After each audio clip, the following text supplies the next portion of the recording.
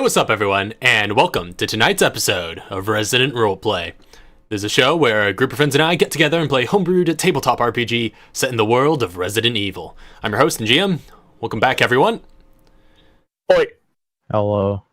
Got quite the full table here. Hi.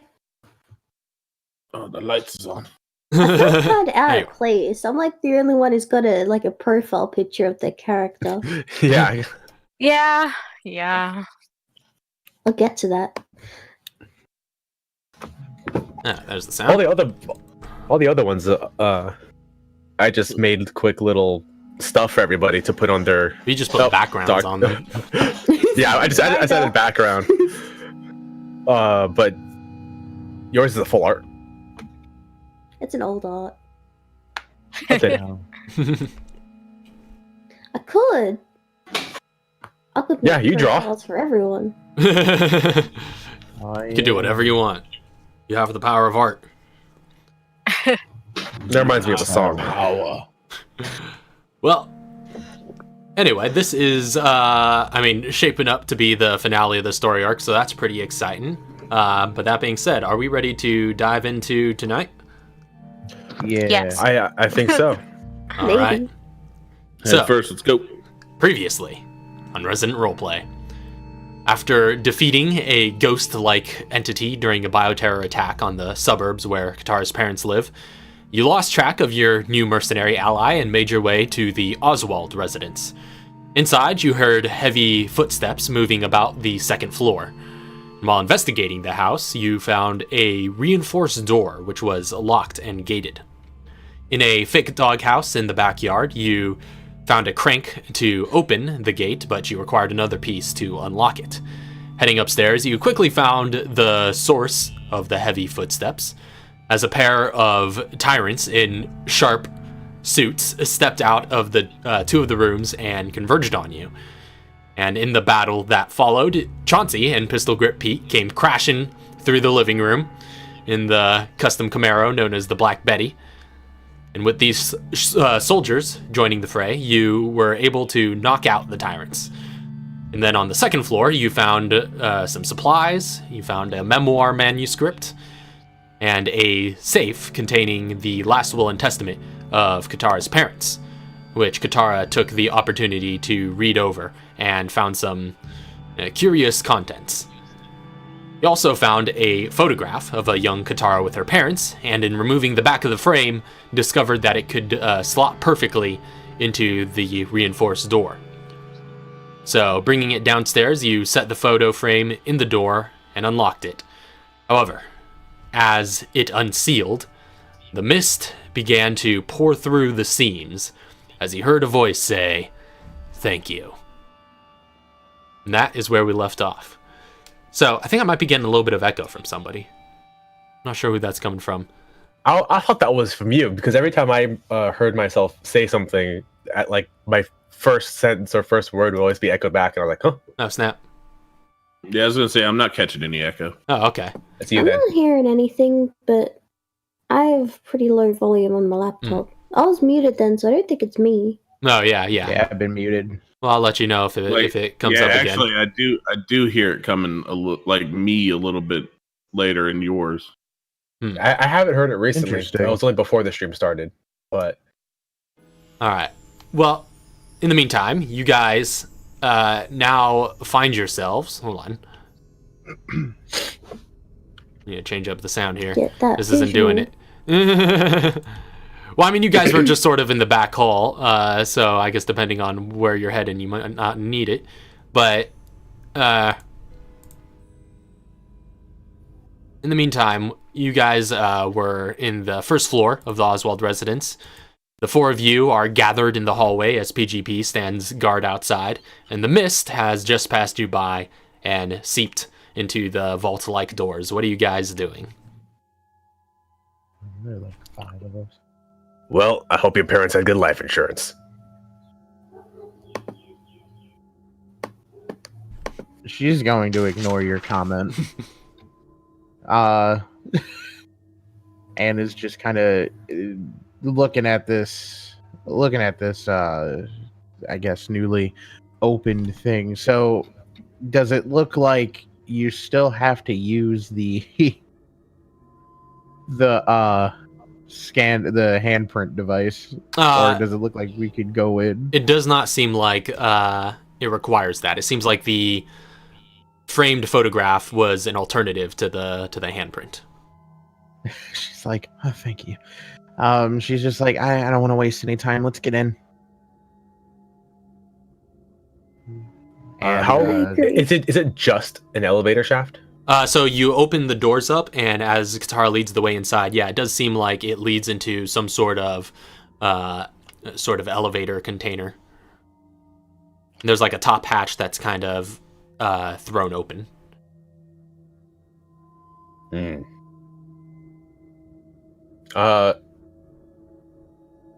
Can I take a look up there real quick with what do you call it? Optical fiber?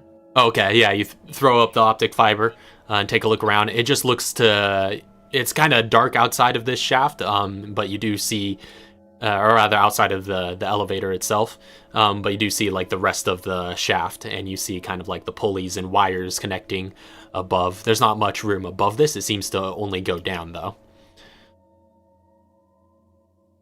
All right. You guys ready to go down? Yes. Chauncey's standing in the elevator. Yeah, All right. I was just standing there too, like. So the four of you crowd in and press the one button that's there to bring the elevator down. And as you do, you hear the mechanisms go into place, and just as you feel that sudden weightlessness before heading down with the elevator. And after a few moments, not a very long wait, it seems to go down deeper, quite some distance before you arrive at a set of doors. Well, not really doors, like a kind of gate that you could just swing open. And as you do, it leads you into some sort of concrete hallway. And it seems to go ahead and then round the corner to the left. And in fact, on that, I can get you a visual. Visual time. I like visuals. There you are. So you all are in the elevator right here. Oh, shit. Tara's not anymore. Yeah, she's stepping right I don't out. think we'd all fit. I did bring Yeah, two of them. cars coming out. She's gonna go to this corner here There we and go. peek around. Twice the Chauncey. Little Chauncey. Whoa. So peeking Mr. G just came through the wall. peeking around the corner, you see three doors on the opposite end. There's a pair of sturdy-looking double doors at the far end, and then one door on either side. So she looks back. She's like, 3 doors. That's Sturdy me. one down there. And it's gonna go over to this one. She's gonna go over to this door, and it doesn't like have any labelings on it at all, or None of the doors seem to be labeled. The space seems to be small and private enough that there's not necessarily a need for it. So yeah, none of these doors seem to have any labeling or any way of seeing into them. But you're just gonna. Do they have? I wanna do they peek have in. gaps in the frame? They do. Yeah, well, yeah. yeah. You are able to get an optic fiber in there if you so choose. Oh, I mean, I've got my gear, so if you guys she's would like, can you go through and get a visual on the inside?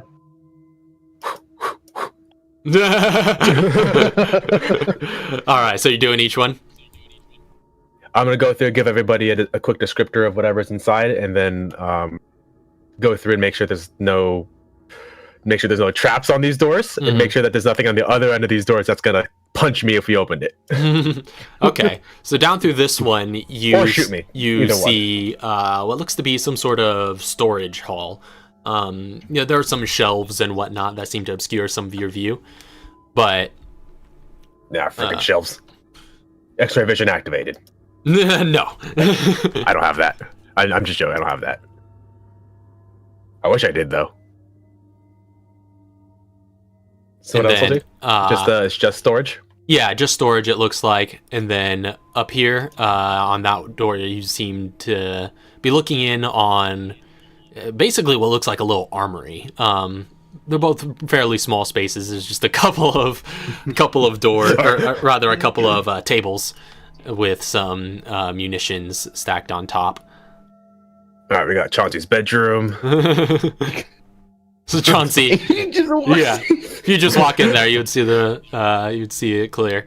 So it's just a couple of tables.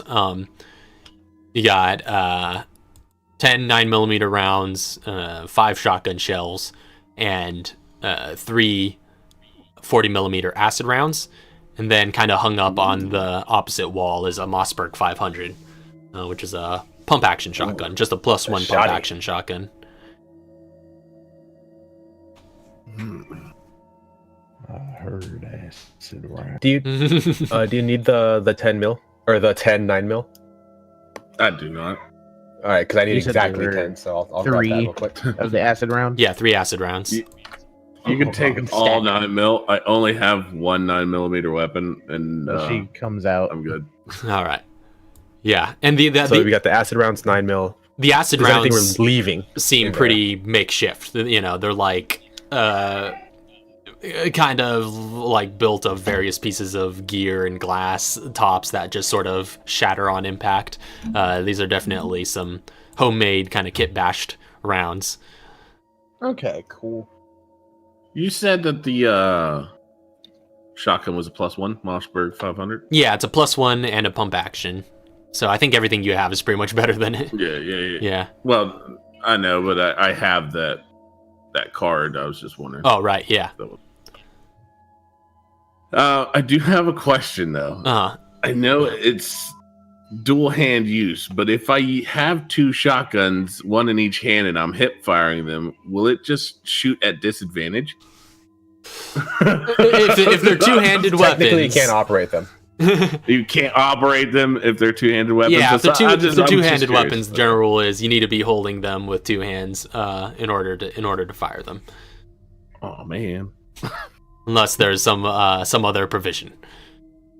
Unless it's 3.5. The 5 shotgun. Unless you're gonna pull a Home Alone and just like hook them up, fire on their own. You know what? Don't give him ideas. Well, that is... Wait, no. Yeah, that is an agent feature for...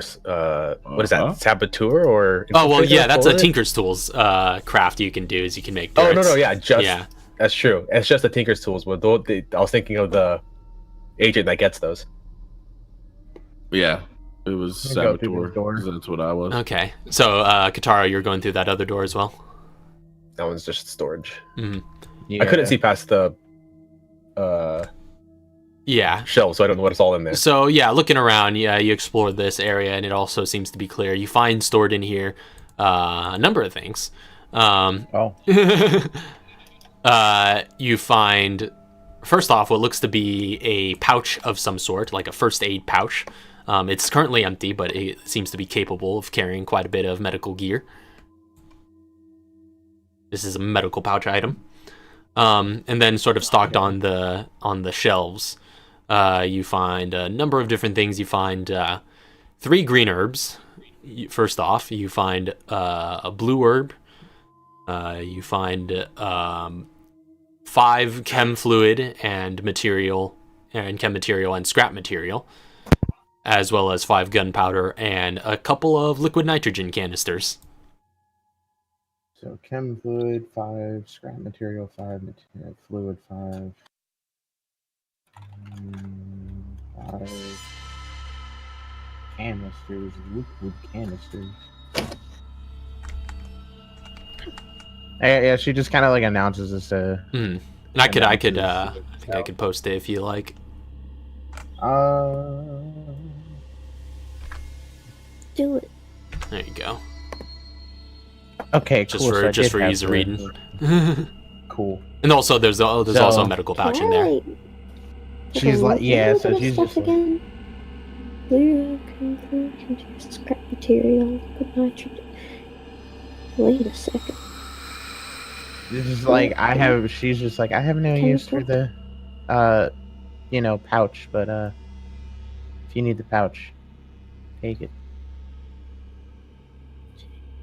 Can Hydrogen compound. What was that? Oh boy, at least for me. How long does it take to craft cryogenic formula? It could take quite a bit of time. What's the DC on that? There. DC 15. It'll take you 10 minutes to craft that. Do we want to wait 10 minutes? Well, I'll just have everybody out in the hall. Chauncey and Mr. G, go ahead and make perception checks. Yeah, I want to check that door. Oh yeah, you were checking that door. Yeah, like this could all be happening while... you make a perception check for that then, actually. Yeah, because I'm occupied during this 10 minutes, you guys can go ahead. Craft what you need to. Are you taking that pouch? I do not have room for the pouch. Do you have healing items on you? No. Oh. I guess I'll take the pouch then. Okay, so you're holding on to that. Is there anything I can give you?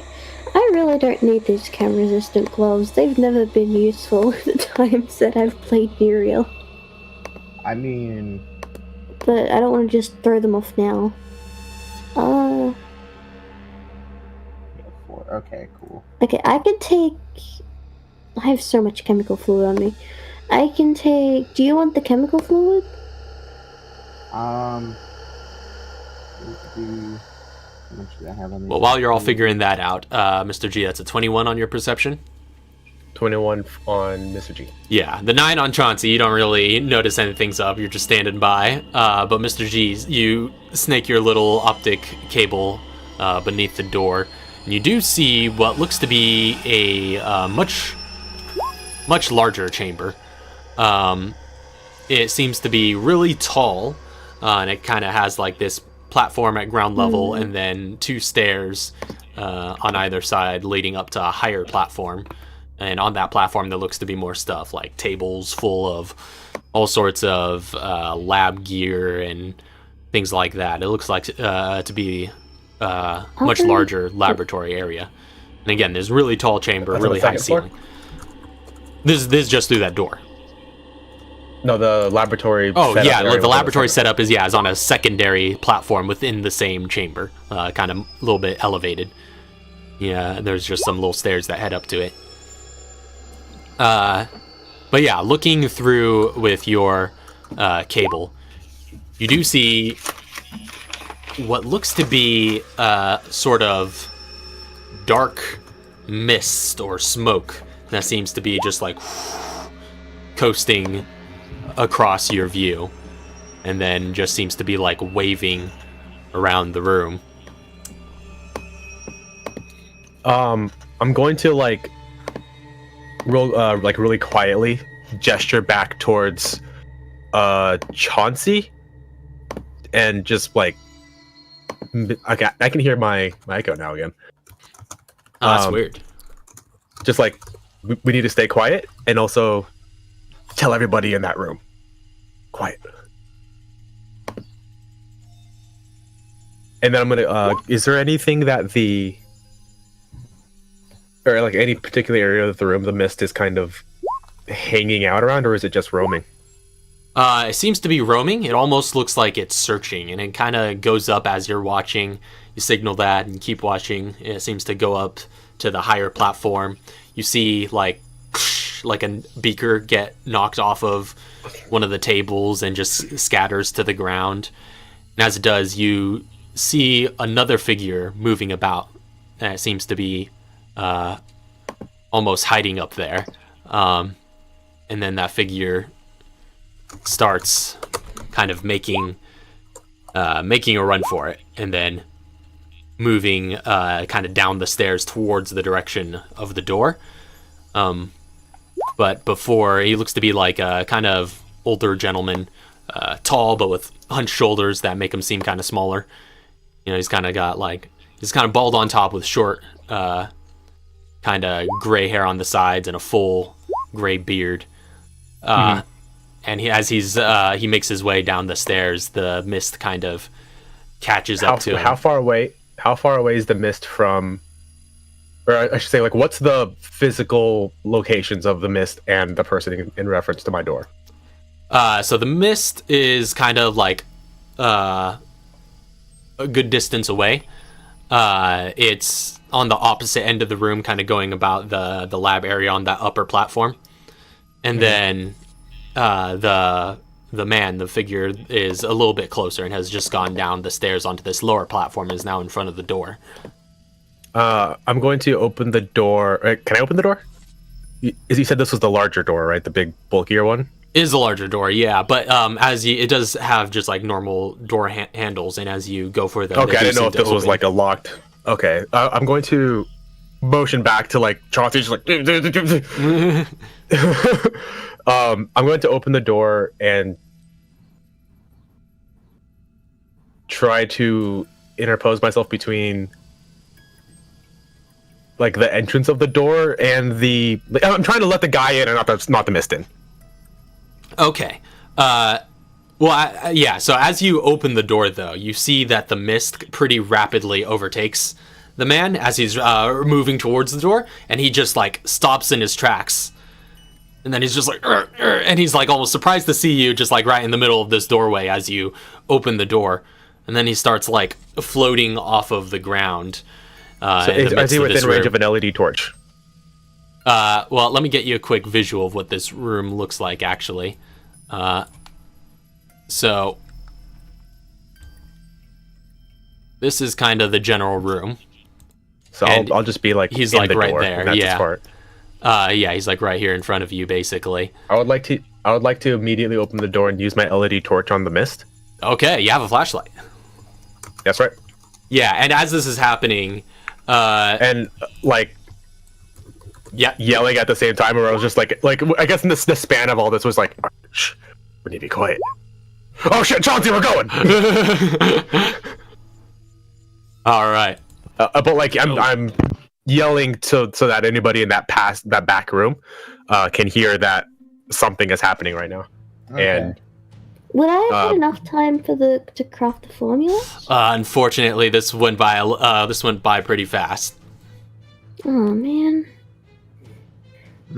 I'll have to leave this stuff here because I don't have the inventory. I don't think like action dash a craft. I'll take the liquid nitrogen canisters. What else is important to take?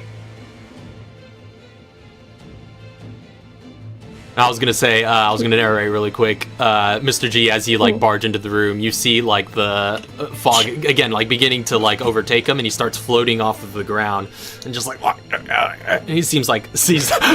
Nice, we got props. He like seizes up, and he seems to be like suffocating a bit. And you hear this voice just kind of like coming out from all directions, just like, "Where is your wife, Mr. Oswald?" And this is kind of sounding just as you're barging into the room and then shining your flashlight at it. So go ahead and make an attack roll.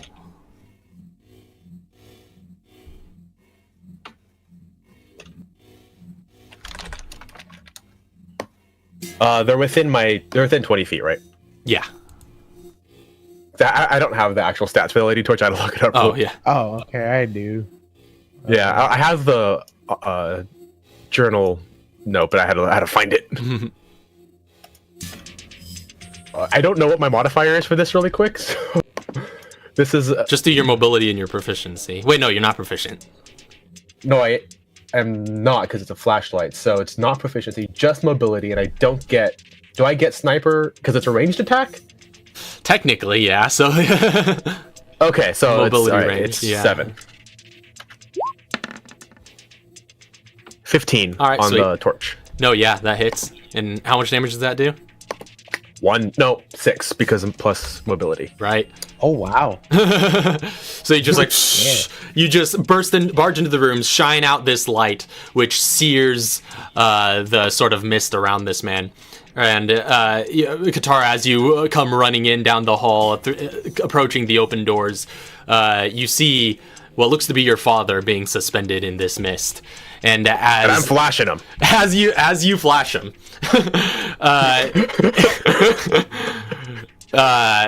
the mist just seems to just like discorporate suddenly, and David Oswald just tumbles to the ground. And I suppose the rest of you, everyone besides Mr. G, would recognize him as well, because you all have met him. She rushes. She's just rushing right past Mr. G. Yeah, I imagine, like, can we have time to drag him behind the doors? Yeah. So you guys rush forward and towards him. Well, I guess let me go ahead and give him a little figure just to kind of mark where he's at. Didn't have that prepared. Katara's super fast. She is super fast. Yeah, She could drag him all the way to the elevator, I'm sure. No, but if we could possibly see if I can. I guess me and Chauncey are like, yeah, general scientists. Me and Chauncey, I think, are just gonna be front and kind of like guard her, maybe. Okay, so you guys are sticking by the door. I don't know if there's anything me and Chauncey can do against this mist other than flash it with flashlights. So you're about to see me try. Mr. G, Question. I've never dealt with the mist. I don't know any better. Mr. G said it was like, don't try to shoot it. If It's a I waste of freeze ammunition. Yeah. Go. Sorry. If I freeze the mist, does that make it like a physical body that you guys can shoot? One way to find out. Yeah, there's only one way to find out. I just want to go through and grab Father and push back. Oh, okay. Reach. Yeah, so you run in, you grab him, you start dragging him back towards the door. You get him perhaps like about this far before you start to feel like a sudden weightlessness. And then all of a sudden you're kind of floating off of the ground, almost like, and it's almost like you're in zero gravity. Just her? Just her. And she just starts sort of like, floating. I guess you could keep a grip of him, and that will kind of keep you kind of grounded. But it's basically, your body seems to be behaving now as if you're in zero gravity. And you all just hear a voice just echoing throughout this chamber. Just like, hello, Katara. She doesn't even answer him. She's just like, somebody get this thing off me now. Flash. Hey, big man. You guys don't see anything to target. There's no smoke or anything around her or anything like that. And It's gonna flash anyway. all right, so you start like just shining your flashlight in that direction, and then all of a sudden you just hear almost like a sound, like a snap of someone's fingers, and then all of a sudden just blackness. All of you kind of lose sight as just like it's almost you think for a moment that you must have gone blind, except that you could all see one another and you could all see yourselves if you look at yourselves just clear as day, but everything else is just pitch black. Like you're in an empty void. Okay, so the lights went out, but we're still able to see each other. Or like the environment lights went out. I was gonna ask if this was like some sort of magical darkness or something, but it's not that we can't see. There's just nothing to see. Yeah, like everything is black except you could see each other, and that's about it. And you also lose sight of Katara's father. He does not seem to be visible in all of this. Does it still look like she's holding him? Is Katara still floating? Katara, you feel you feel still something in your grip, but you have lost sight of him. She's just like, Dad, are you there? And he's just like, Oh, that's not good. Yeah, I'm here. She's like, I can't see you, but I can feel you. I'm still holding you. Man, those are words to live by. Oh man, yeah. Yuri's like trying to like shine her light where he would be. You shine your light, and the flashlight is just like just kind of like shuddering. Like it doesn't seem like it's projecting anything here right now. This oppressive darkness around you just seems to be stronger than the light that could shine out of that, and you just hear this again ever-present voice. I was like, can I attempt the same thing with my flashlight just to confirm? Yeah, your flashlight seems to be behaving in a similar manner. Can I? Who am I closest to at the moment? Depends on how high up Katara is. Yeah, well, she's still pretty much at the same level as you guys, so she's just like still holding on to her dad, and essentially her legs are just like floating upwards. Am I able to like smack myself almost in sense to kind of shake myself out of whatever's going on? Because he's thinking it's just a hallucination. Okay. You like smack yourself, but nothing in particular seems to change in that moment. Okay.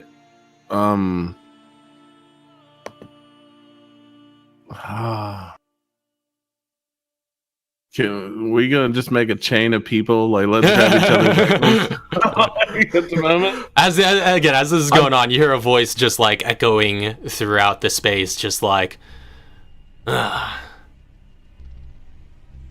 futility of your attempts, just grasping at nothing, even in darkness.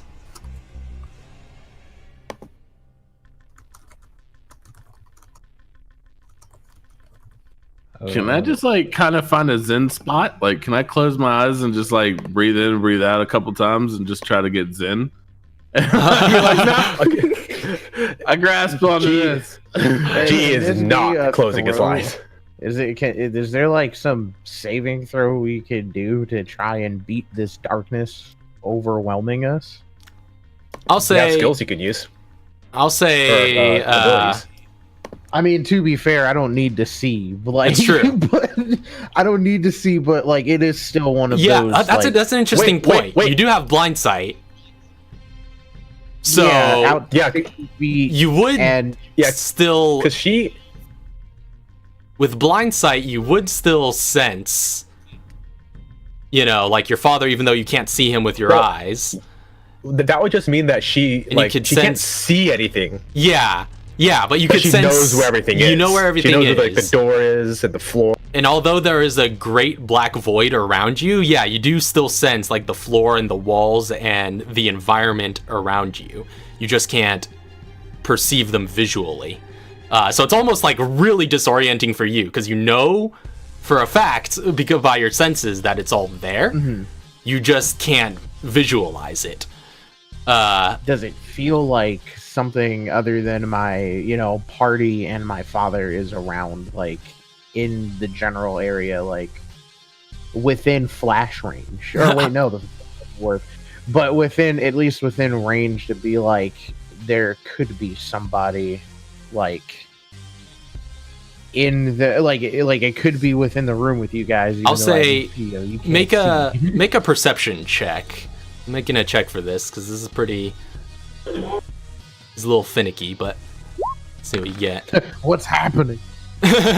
Sorry, Mr. G, his phone went off. So you attempt to like focus your senses and sort of grasp at anything using your blind sense or anything like that. But right now your senses are feeling, for lack of a better term, a little foggy, like almost like the signal is a little noisy right now, so to speak. Mm-hmm. But as this is going on, you just hear a voice, and it's just like, all this desperation I sense. Can't we just talk for a moment? So, like, the goggles I have on real quick, I have infrared. Do I see anything within the infrared giving off heat signals? So you bring down your goggles, and looking through the infrared, you just see just blaring color, essentially.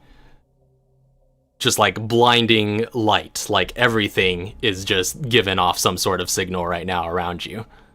Okay, turn that off. All right, I'm ready for Katara to tell us what to do. She's just like, you're. What do you want to talk about? Well, the way I see things, there's no joy in revenge when the victim is so lost. Don't you want to know what's going on? Don't you want to know what all of this is? And she's just kind of there like... She's just there like... You know what? Enlighten me. At this point, enlighten us. Your hair is kind of like going like straight down, and you're kind of like suspended upside down. And you see immediately apparating in front of your face, just like right side up, and you're kind of looking, you know, from your upside down perspective, this form kind of apparates of like this presentable, clean-shaven gentleman in a dark suit with a kind of a gold chain around his neck. His skin is pale white with black veins kind of crawling up him, and there's just dark mist constantly emanating from his person. And again, all of you can see one another, and all of you see this apparition as well. And he just like appears right in front of Katara's face, and he's just like, reality is a fickle thing, isn't it? Even in life, I thought things changed fast, but now... And he kind of looks around and kind of having his arms out, and he's just like, now reality is what I say it is. And he just reaches out and just, with his index finger, and just pokes Katara right in the forehead. And as this happens, there's just like a sudden flash.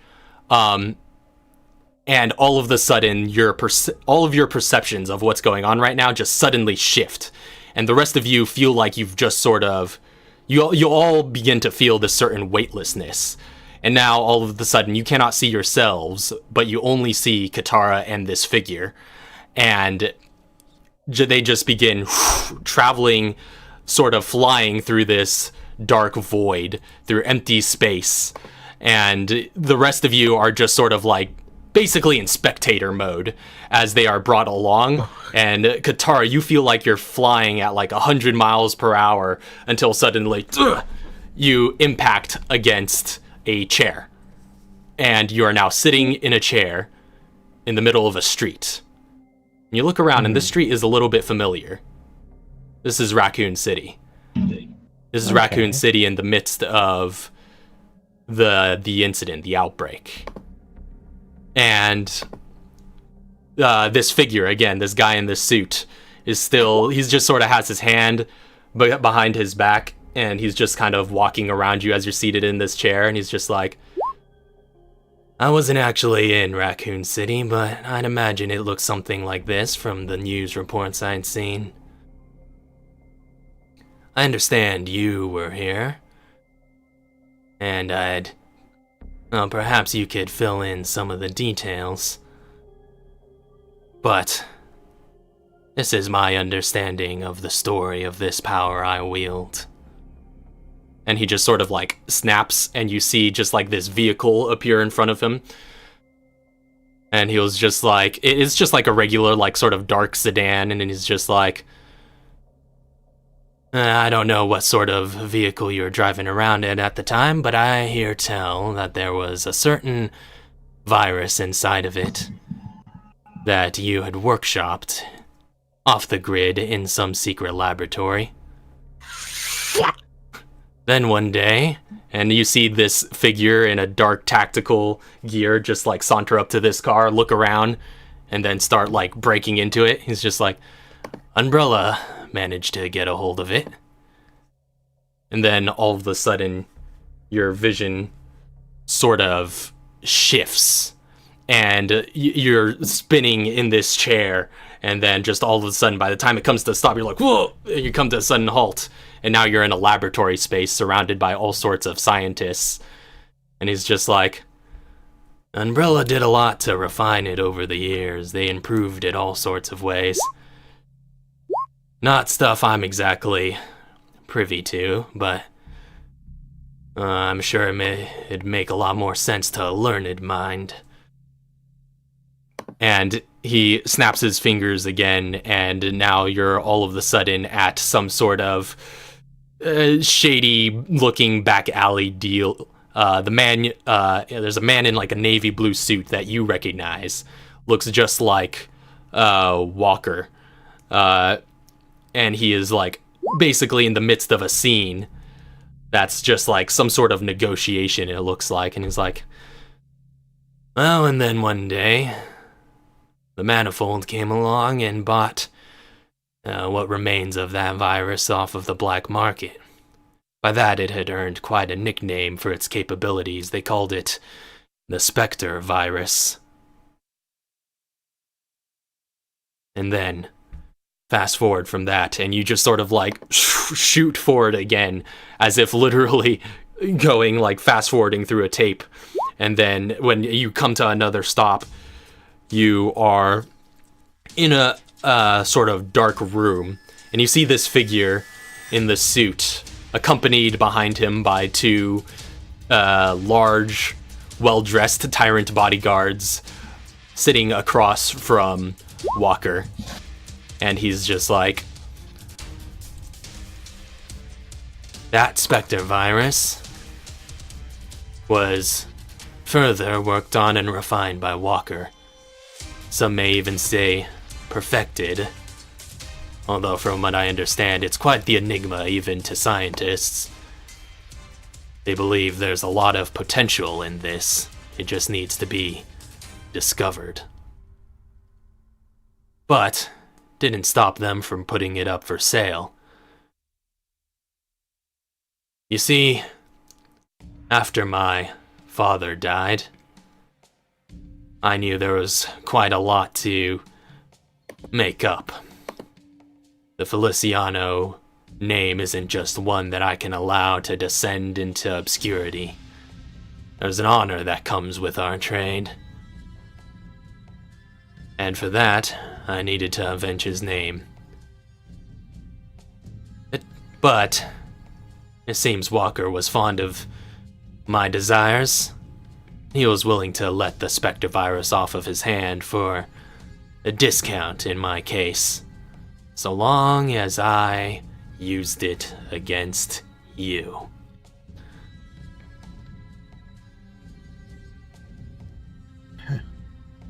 Against me. That's right.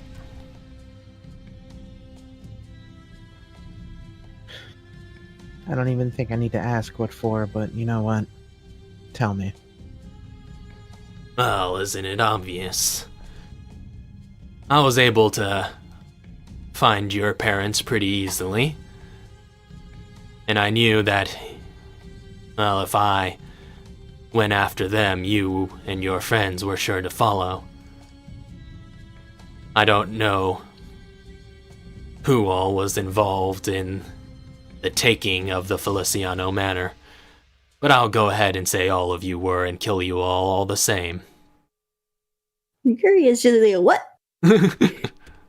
Chauncey's grinning from cheek to cheek, just like, let's go. Like, take me out of spectator mode. Let's find out how strong you really are. Like, I don't know. Like, can you describe, like, to us, like, are we just like we're able to see these events? Yeah, you're able we're to. Not able to interact. You're able to see them. As far as you can tell, you can't interact, but you can move around like a camera and sort of like find your own perspectives. But like, but we don't see each other, but we do see the interaction. All of you him see, and Katara and Mario Feliciano, who you presume to be at least. Like, is my vocals heard though? Like, if I say things, trying to say will things? they be heard? Yeah. Can we speak or? I'll say make a wisdom check Chauncey. Oh boy. Oh boy. Oh boy. Nat 20, 15. 15. All right. And what in particular are you trying to say? Are you just like yelling or just like I want to mock him because that's Chauncey's manner. Okay, so basically what you were saying earlier, just like I took that house by myself. I killed your dad. So I'm gonna be in his spectator mode. Once I realize I'm an aberration, like floating around, I'm going to start circling around and be like, oh, but I did that. Oh yeah, remember? That was my Hummer that was robbed. Yep. That's me. Look, that's me right there. Floating around.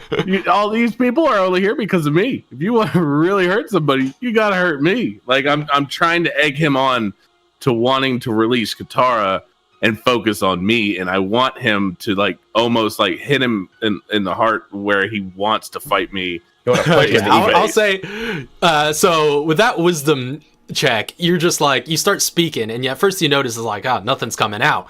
You know, there's like some sort of just like general mute on you. But through sheer force of will, you just like push through it and push through the oppressive force of this guy's just like reality bending will, and you Katara and him both just hear just like Chauncey's voice just muffled at first, just like and then kind of gradually gets a little bit more clear, and then becomes like kind of a distant sort of voice, like almost like ghost like whispers coming in and out, except the content is not creepy at all. It's just but like can I it's be just like provoking when it starts coming out, be like, see, even your fake reality can't stop me, and like I just want to keep taunting him, like I'm gonna keep coming and keep going until you give in to my will. Like, I will fight. So if that's the case, just hearing that, right? Mm-hmm. Is that enough to see if she can break through to kind of like look at this and go, nah, you're not real, or like you're real, but your stuff isn't real? Okay, I'll say you could also make a wisdom check. Actually, I'll make it a wisdom save. You can make, but Chauncey, I need you to make. We'll just call this intimidation. Yeah, we'll just call this an intimidation check. Sweet, I like intimidation. 19. No! What are we wrong? I'm more intimidating as an apparition, damn it. Okay, so first, Katara, though. Yeah, 19 on the whiz save. All right. So first thing that happens as the Chauncey whispers start breaking through, and you hear these like his taunts just flying through the air by you, just catching the wind. Up, bitch? And the Feliciano just seems to like look around, like raising his eyebrows, just like looking around, and just like shakes his head and just tries to like ignore you, basically the equivalent of just like plugging his ears and just still trying to focus on Katara. He's just like trying to ignore you. But Katara, as this is going on, you hear Chauncey's voice, however distant, and it gives you the sense, and of course you still kind of have an innate sense of this from your blind sight, despite how powerful these illusions seem to be. You sort of grasp hold of that reality of just be like, okay, I know there's a room around me. I know there's something. And as you do, you just kind of close your eyes and focus for a moment, and you just like, basically your butt just plops to the ground as the chair disappears beneath you. And all of a sudden you're just kind of like being held aloft by your own self. And he's just like, yeah, even this is imperfect. What are you doing, Katara? Is he like physical, like in front of her? Like if she were to hit him, could she hit him? Do you try? Yeah, I'm going with the stun baton. Okay, so you plop to your butt and you're just like, oh, and you're just like solid ground, and you just whip out this stun baton and just go for his this apparition that you see. So yeah, her whole thing, he's just like, what are you doing, Katara? She's just like, I'm done listening to you. We put an end to your father, so we're gonna put an end to you here. and then she's gonna go for a hit. Go ahead and make an attack roll. Can Chauncey's apparition be like hype man background? Like All right. So Katara, as you approach his form, he's just like, "What are you doing?" And just like looking at you, almost like with this glare of like frustration, like a sort of like, "Why aren't you obeying my rules?" kind of frustration. And you swing with this baton and just like collide against his form, and you see just a puff of smoke just off of him as he just like fades away, and with it all of the dark the illusion of the room that you were just in fades away, and the darkness fades, and all of a sudden you're back in this sort of chamber. And as you find yourself back here again, you just hear the voice, and you guys can all see each other. You all seem to be back to normal reality, but you just hear that voice just again echoing out of the walls, just like, "No!" And you, all of a sudden, there's just like another sound like a snap.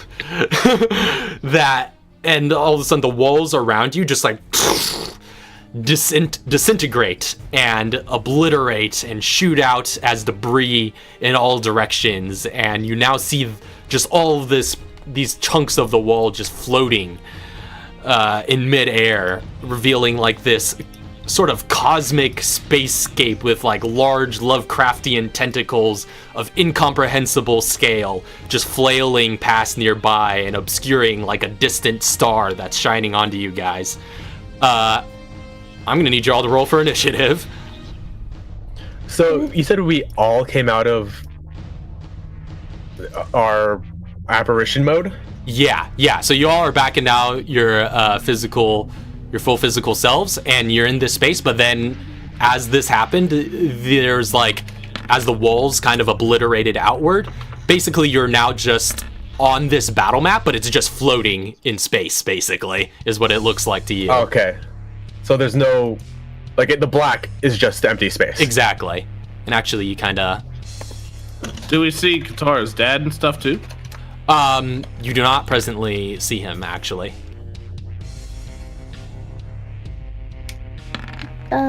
Chauncey. Oh, shit! What a waste. Oh, man. No, she's going No, first. you need that.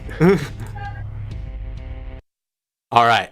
So actually, and as I should mention, in the same instance in which just all of the walls obliterate outwards, you see just like this essentially tornado of dark mist just like spiral up in the middle of the tall platform on the other end, and you see this just apparate there when the tornado fades.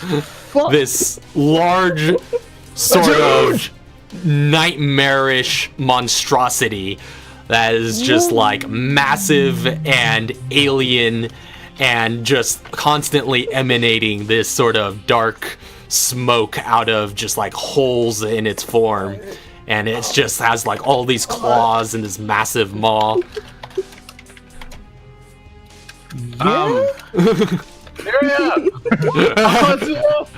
Like,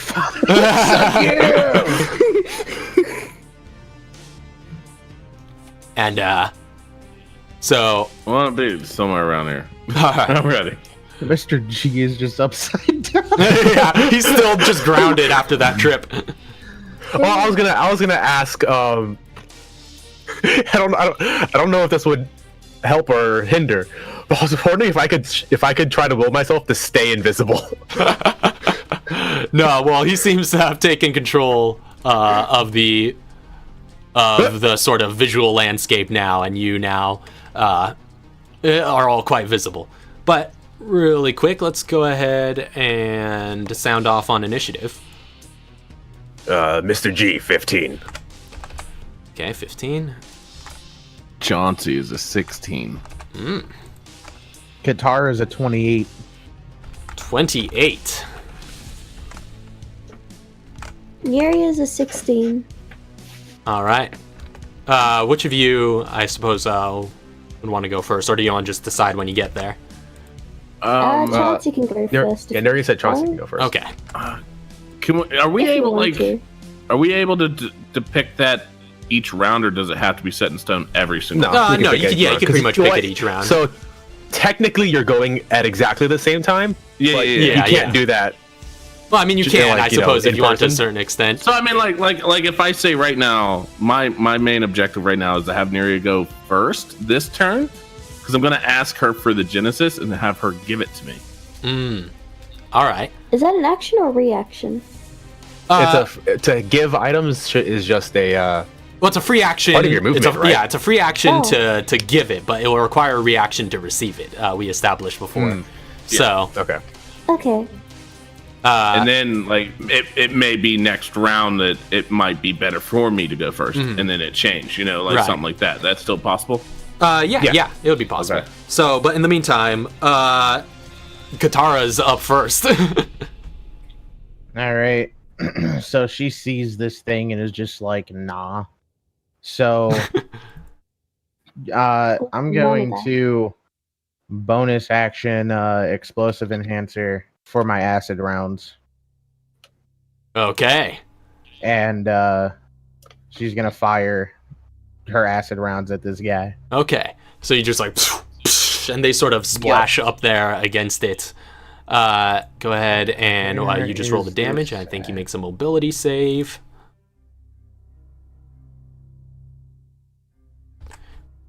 Oh no, did I not have it saved on it? No! Which, by the way, of course, another special thanks to Hilo for another awesome boss art. Very awesome. I like it. It kind of reminds me of like the Xenomorph mixed with like the cockroach from Men in Black. That's a great description. Yep. Hilo, you need to see Men in Black. I haven't seen Men in Black either. Yeah, no, that's what I'm saying. You need to see it. First one fails. Oh, right. So you're firing both times. Yep. So he makes another one. And second one fails. Sweet. So he takes full damage from both of those, and these were acid rounds? Yes. All right. So you just fire them off, just like boom, boom, as they scatter against him and just shatter. And just pour acid over his form, and the form seems to shimmer and give off more like smoke-like mist as it takes this damage. So that's a good bit. Yep. All right. And that's her turn. When she's there, she's just like looks at Nuria as just like, you need to get to cover or stay out of this thing's range, please. Let us handle it. I'm a wet noodle.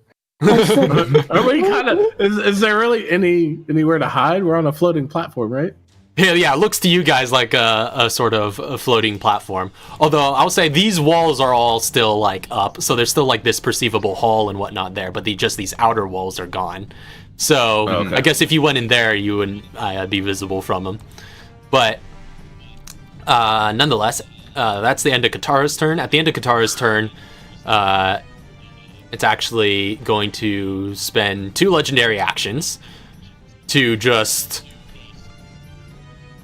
go whoomp, and then reappear right here and just like appears in another tornado of mist as it moves to this area, and it seems to have teleported closer.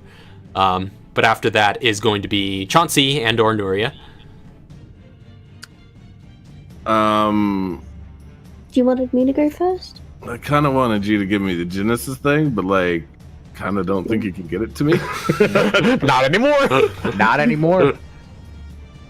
So if you still want to go first, that's okay. I have an idea. All right, let's hear it. If I go first, because I can give it to you when it's your turn, right?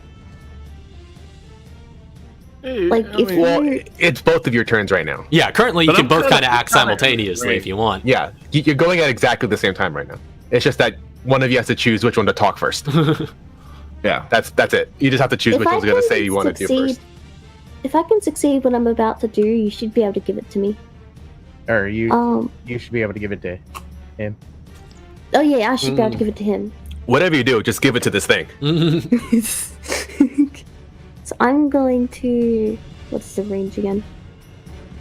Point within 30... 10-foot radius. Okay, so I don't think I'll hit you guys. I throw it... Boop. No. I'm going to use cryogenic formula. Okay. So you throw Let's out... chuck this little mechanism. Mm-hmm. So you throw it over there on the far side and just explodes into a sudden burst of white mist. He needs to make, I believe, a con save. Mm-hmm.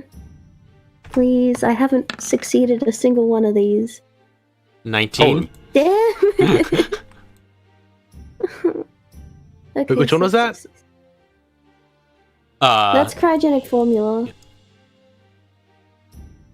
I'm never gonna succeed one of those. Yeah, not with the... Not against this kind of creature, anyway. Not against this stuff we play. Like these things.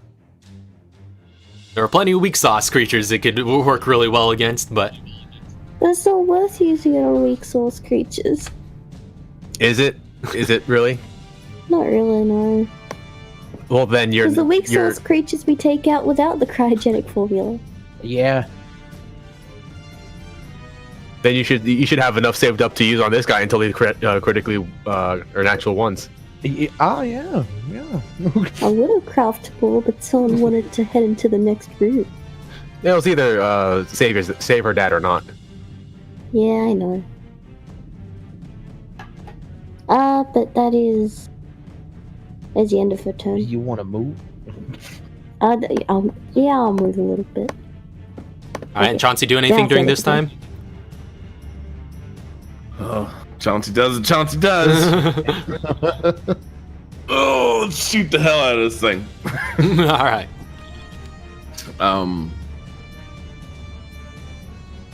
Yeah, I'm in shotgun range. Let's do some shotgun shots. I'm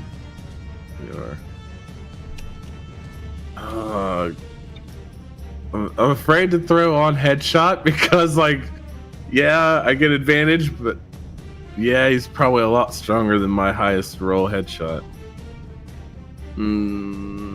He is very big and easy to hit, but could have a lot of natural armor. Natural armor. But he is very big. He is very big. Like, he's huge. He's huge. All right, so actually, I think he's gargantuan. 7, 8, 9, and -5. So what did we say? It was 4? Yes, last week. I think headshot. Shotgun. What's your mobility? It's mobility's 3, proficiency's 4, gun adds 2. Yeah, subtract the gun and then you're 5. Yeah. Yeah, just subtract the gun and mobility and that'll add up to 5. So it's 4, yep. Boom! No. Advantage. Yeah, I do have advantage still. Advantage. Oh, yeah. Yay! 18. 18 hits. Yes!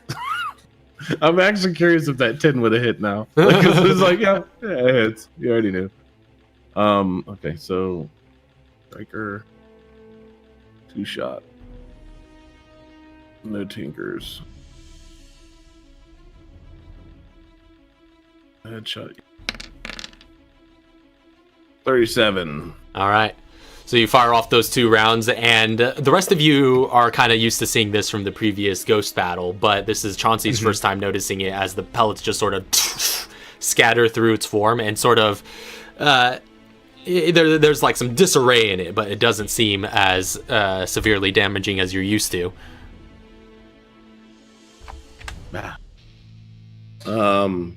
Well, I'm useless, guys. You still did damage. You still hurt it quite bad, just not the full damage.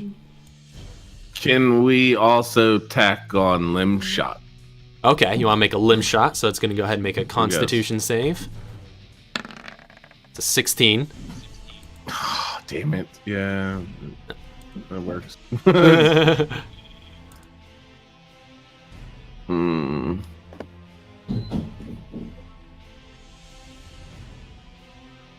So got another attack. Yeah. I'm trying to look through what I have because I wasn't anticipating not doing much damage. You still do more damage than almost anybody else. Yeah. Even if you have your damage, you're still doing a lot of damage. From the sheer amount of times you can attack and hit with advantage. Mm-hmm. Well, I guess from attacks, because you have the caster, so you can just throw bombs and stuff. I'm gonna throw in 2 improvised shells. Okay. And I'm gonna use those. Also headshot. All right. So you're loading those in. Yeah. Right. You can do that as a bonus action. So headshot. Yeah, 16.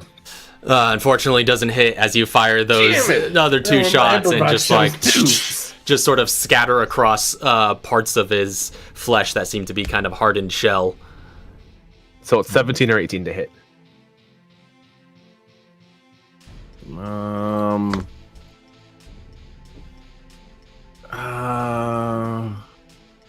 I can quick draw my weapon. I'm gonna quick draw or holster the shotgun, pull out the magnum. All right, magnum's out. And then I'm gonna pull the trigger on that bad. Is that considered disadvantage? No, it's not disadvantage for me. Wait, are you? Well, I am kung fu. You've used your 2 attacks already. I'm using my action surge. Okay, you're using your action surge right now. Gotcha. Yeah, I'm going through down the paper. So on my player card. Action surge was the last thing that gets said. So yeah, action surge, and we're gonna pop off a shot. This guy with magnum. No! That's the one you needed to hit. No! Unfortunately, you pull that out and just and it goes a little bit too high. Can I use suppressing fire on that? Oh, right. Which you could do on a miss.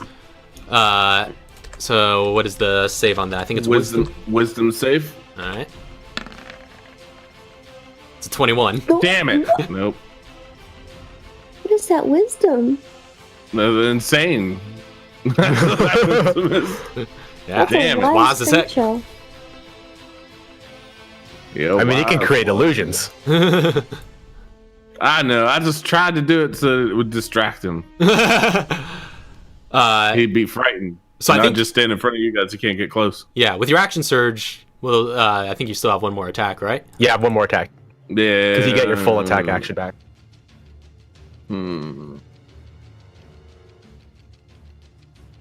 Damn it. Yeah, let's shoot off 1 more magnum round. Ah! Nope. Oh, jeez, man. Jeez. I'm sorry. I roll like trash because I rolled that nat 20 in the pre-roll. You did roll a nat 20 in your warm-up rolls. All right. That's besides taunting him, that's all. All right. Just constantly I'm just like I killed your daddy. I killed your daddy. I took the mansion. Just like whatever corny kind of taunting I can do to just like irritate him enough. Because like, you know how like you could have one dumb individual irritate the shit out of one smart individual. Yeah. If he's this damn wise and I am not, I am that dumb individual just irritating him. I want to get so under his skin that all he wants to do is attack at me. I mean, you've certainly made your presence known, especially after taking some or one of those shots, and with you just like running off your mouth, he's just looking down on you. He's just like, "Silence, cretin!" And he is going to, at the end of your turn, burn one of his legendary actions to make an attack at you, as he just with this massive claw, like scythe-like claw of his, just swings down at you. That is going to be the natural 20. Oh no! My body! My body, where'd it go?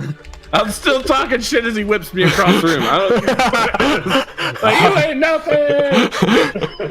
So on a crit, you take 43. Oh, those are 2 12s. Oh no! That is maximum damage on the weapon roll. Yeah, so that's 43 points of slashing and necrotic damage.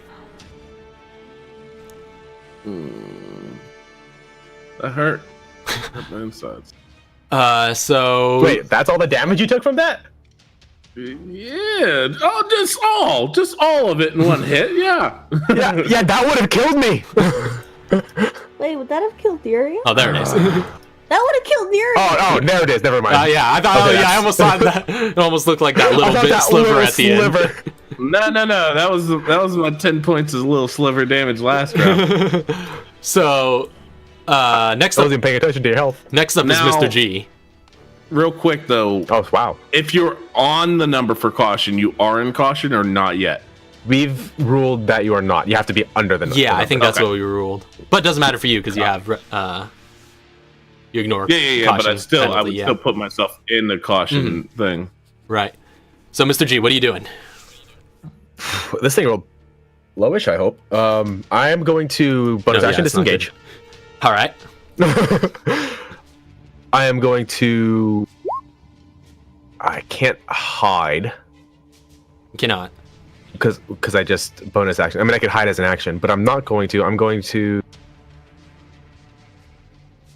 I mean, you do Move have an into- ally adjacent to it. I know. I'm just trying to figure out which direction I want to run. Okay. Let's say, for now, I'm gonna head this way, get through the doors and back into this room. Or I should say I'm getting here and I'm gonna make an attack. Okay, gotcha. And then I'm gonna go in that room. But from here, I'm gonna fire off at the Muramasa. Headshot. Yeah, I'm gonna headshot. All right.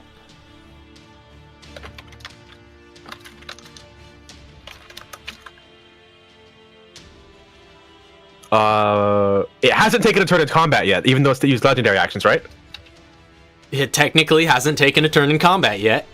I have advantage Snap, son. because I'm an assassin. Shit! Oh, yikes. I'm sorry. ready? Unfortunately, 14. it doesn't hit. I run to the door and just like slide back with my rifle and just like fuck, and then get back in the door. All right. That is.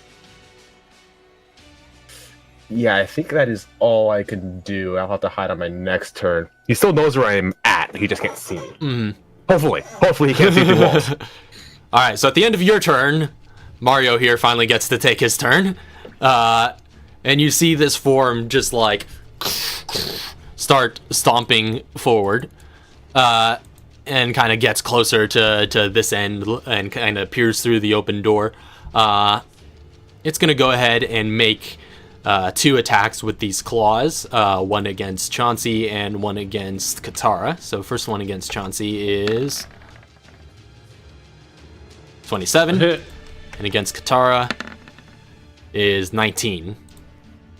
Now, I was really close to that front foot. Can I get an attack of opportunity now that it's out of range? Unfortunately not. Attack his toenail. So that hits on Chauncey. So that's me 18 points of damage to Chauncey. And did the 19 hit on Katara? Can't remember if you have shell skin up. Does not have shell skin. Oh, you're muted, by the way. But she didn't have shell skin up from what I can remember. Yeah, I did. Oh, did you? Oh, you did? Okay. Yeah. I think you activated it during Oh, the that timer was fight. fun. Yeah. It Right, that was last session. It hasn't She been a walks full around hour, with though. it on. It hasn't been a full hour though. It has not. It has not. Yeah. So that's Yeah. still up. So, yeah, that's why I'm like it's still active. Yeah, that was from last session. I Uh, forgot about that. yeah. So that does that hit? Nope. Okay. So 19 misses you, and that's gonna be the end of its turn.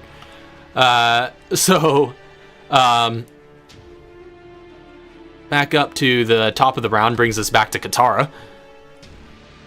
All right, and she sees this thing and is just like, "You need to literally die." there's no ifs, ands, or buts. So I'm gonna go through and enhance acid again, All right. and then fire off 2 acid.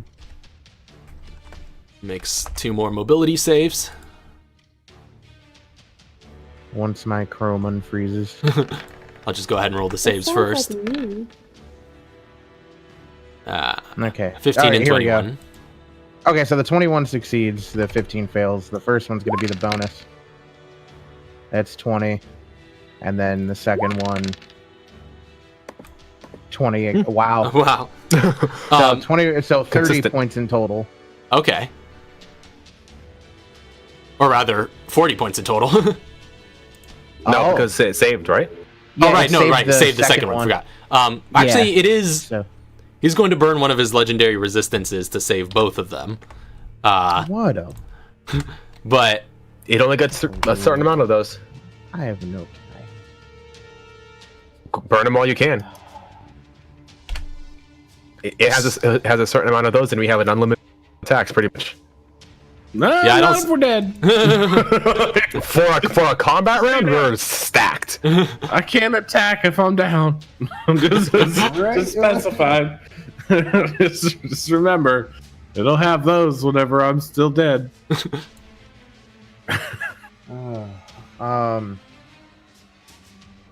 Okay.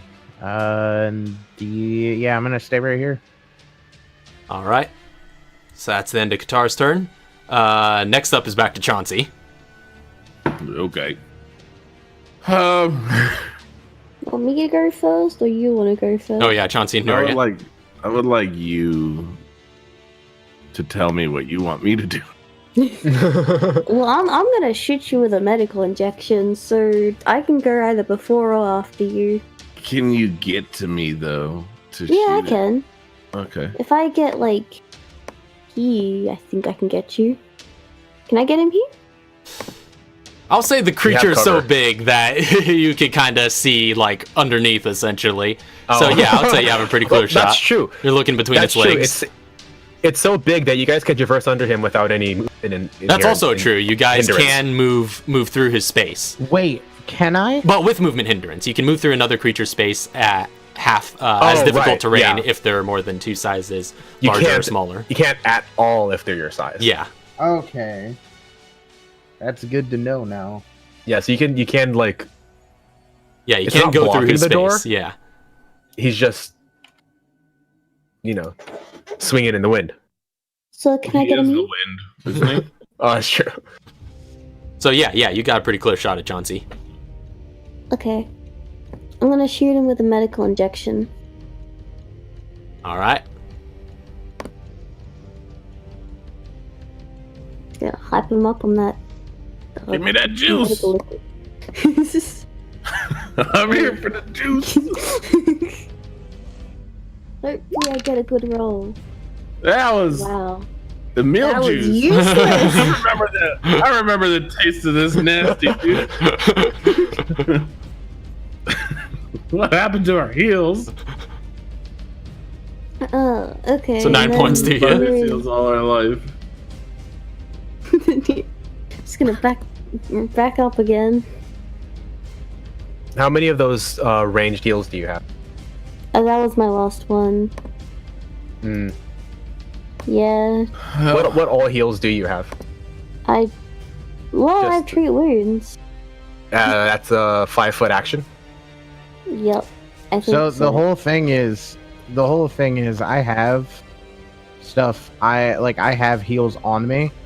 Had I known I was able to run with the cost of movement past this guy, I would have just gone to Chauncey and been like, "Yo, here you go."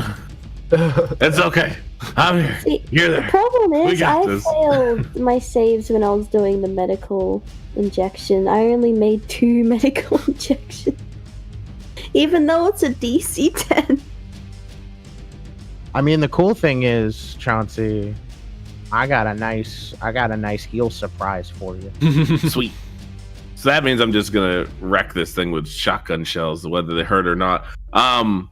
I'm going to swap out all my bullets for 5 flechette rounds Okay. in my shotgun. Pull my shotgun out. So like the whole time she shoots me with a needle, I'm Yeah, you're just as you're rounding off shots, you're just like ding, right in your shoulder. just sticking out. I got a needle in one arm and a gun holster stocked up against the other. Okay, so actually kind of going on simultaneously. This is an interesting sort of predicament because that ended Nuria's turn, right? Yeah. So as that's going on, he's just like, you see this figure just sort of like peer over at you, seeing you trying to help out. He's just like, that's enough from you. And I need Nuria to make a quick wisdom save as he has to spend 2 of his legendary actions for exile. Okay. You got this. Oh, you got this. wait, what's exile? I don't think I got this. It doesn't matter. It's called exile. I got this. You got this. +5. You got this. You see, like, that's the highest wisdom save I've seen so far. You see, like, your vision begins to just like, you just like flash to a different image of just you on just some lonely island in space on your own. But you just like close down your eyes and just will it away, and you maintain your presentness. I feel like this guy's like, no, they're defeating my intelligence. Targeted the most wisdom person in this party. It's true. She's got pretty bomb wisdom. Yeah, you got this. So Chauncey, you could do what you were gonna do now. Send me to an island. I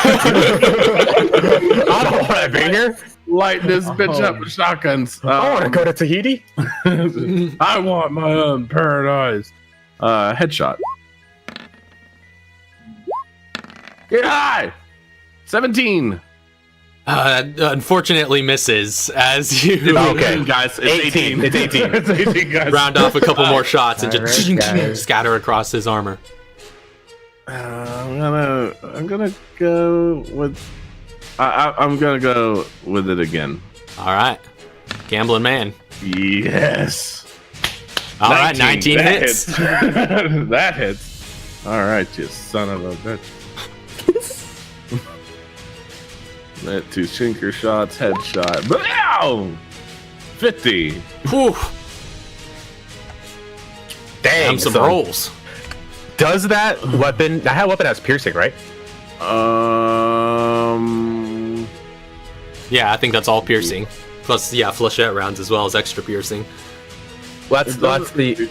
Say, Is that the shotgun or the? Yeah, it's or the piercing. magnum?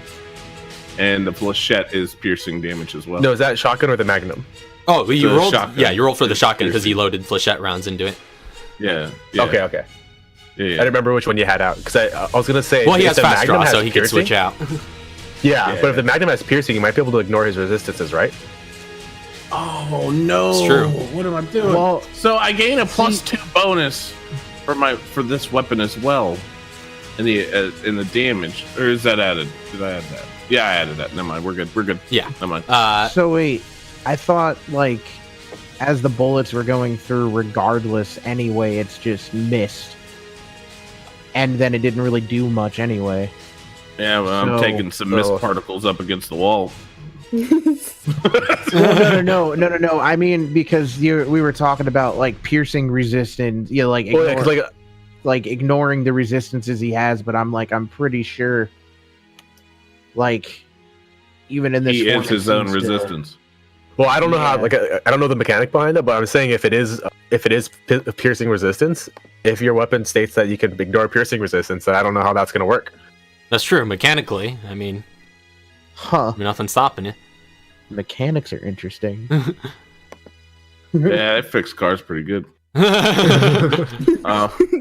With that being said, let's do 1 flechette round.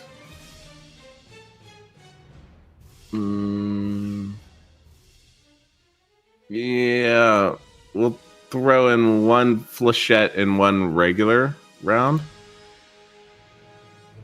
All right. So, okay. Right. This is your second attack now. Yeah, well, no, this is my action surge attack. Oh. So I'm Okay. action surging Right. You again. made 2 attacks already. Yeah. So you. Oh, right. You have another Yeah. action surge now. Mm-hmm. So with this one, I'm going to fire off 1 tinker shot and 1 non-tinkered shot. And it's going to be a headshot. Get him! No!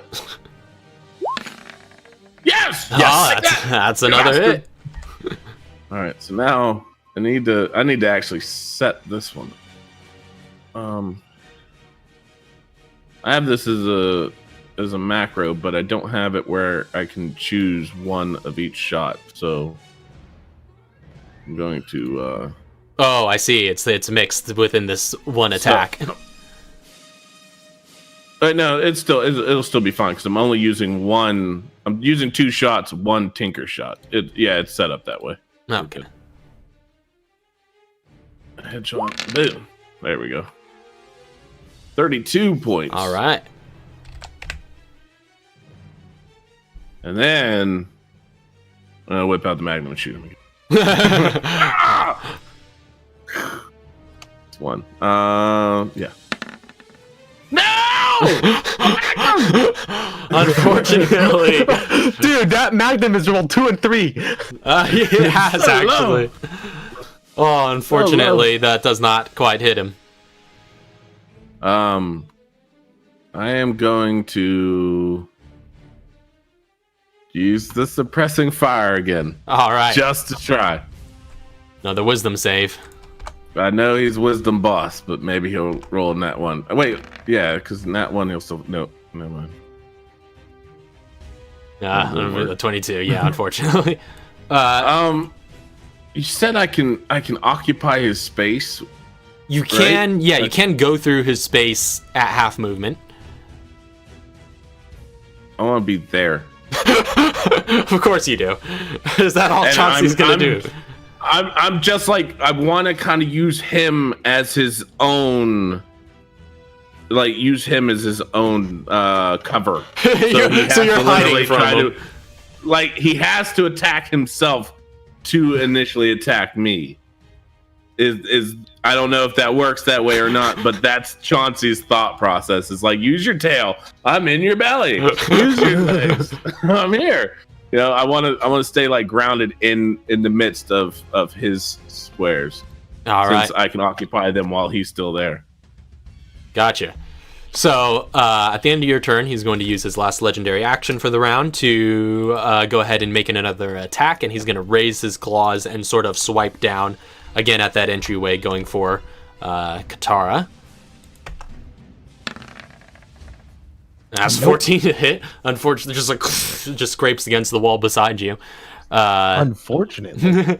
Unfortunately for him. Mr. G, you're up next. I'm going to bonus action hide. All right. Go ahead and make your stealth. And then attack afterwards.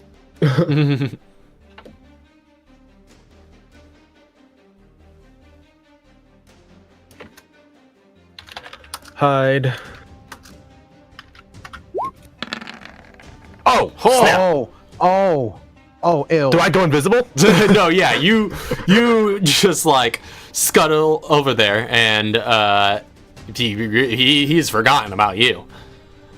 I was gonna say this might be the only time this hide action is going to be a challenge, but nope, never mind. Dude, just straight up.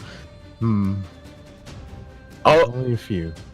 I was also gonna say, in light of, or not in light of, but like with Chauncey's mad rambling and taunting, G is nothing but business and just completely silent. Mm.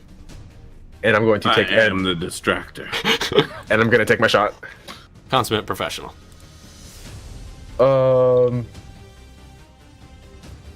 Advantage because of hiding, right? Yep. Hold up.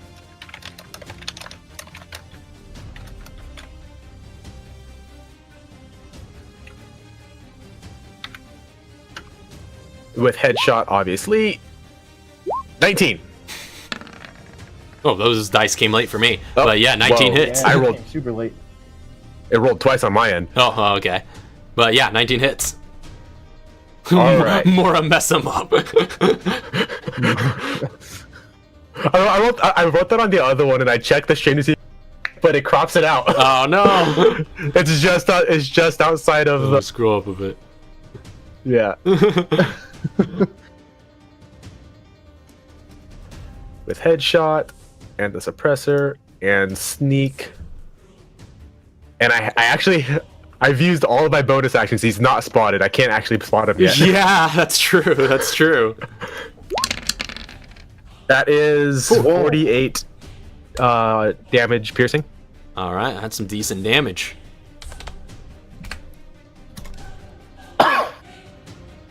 As you just threw that just unnatural fiendish maw at its head. Just right through it. Like it hurt.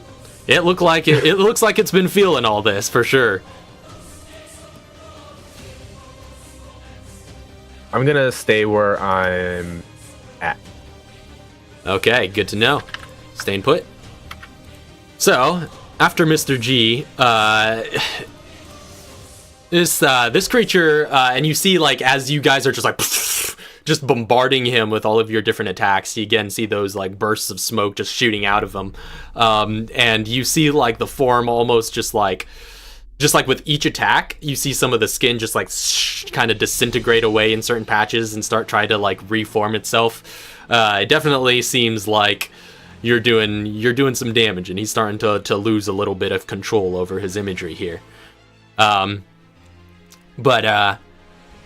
So that being said, it is up to his turn, and you see this creature just like just stomping its feet on the ground almost angrily, and just lets out a loud roar, and it just like it just like jumps up and just like it's super tall as well, like and it almost kind of like goes up to the high ceiling above you, and as it kind of like jumps up, it like impacts against the ceiling, just like, and then it jumps up again and just like, and you see just the rather it would have gone up to the tall ceiling. You guys can't actually see the tall ceiling, you just see space, basically outer space, but as it jumps up, it sort of like impacts against nothing as far as you all can see, and then with the second jump it just like just kind of goes through, and a bunch of debris begins falling down, and it just sort of like the illusion almost quite literally shatters as everything returns to looking back to normal, and the roof, the ceiling above you, and all of the basically underground of the house begins just collapsing down and falling apart around this room. And as all this debris, how deep are we underground? As this debris is all falling, I need Chauncey to make a quick mobility saving throw, because you're the only one in the room. You're directly under him. You are also directly under him. Is that count as cover? Can I use athletics to dodge anything? This is a saving throw, not a skill check. So, okay. Mobility save. You do have advantage on it, though, because of your situational awareness. Yay! Okay, there you go. I thought I was gonna bob on that too. So 21. Okay, so you take only 5 points of bludgeoning damage as all of this falls around you, and you are not knocked prone and restrained under a heap of debris. So, congratulations. But yeah, 5 points of bludgeoning damage as you're just like, you see the ceiling just collapsing above you, and you're just like, and just like run and dodge out of the way of the incoming shards as it just sort of just uses its body to just wreck its way out of this basement. This new plate armor that I acquired over time sucks compared to the old rad armor that was bludgeoning resistant. Just so everybody knows, we're getting beat the hell up.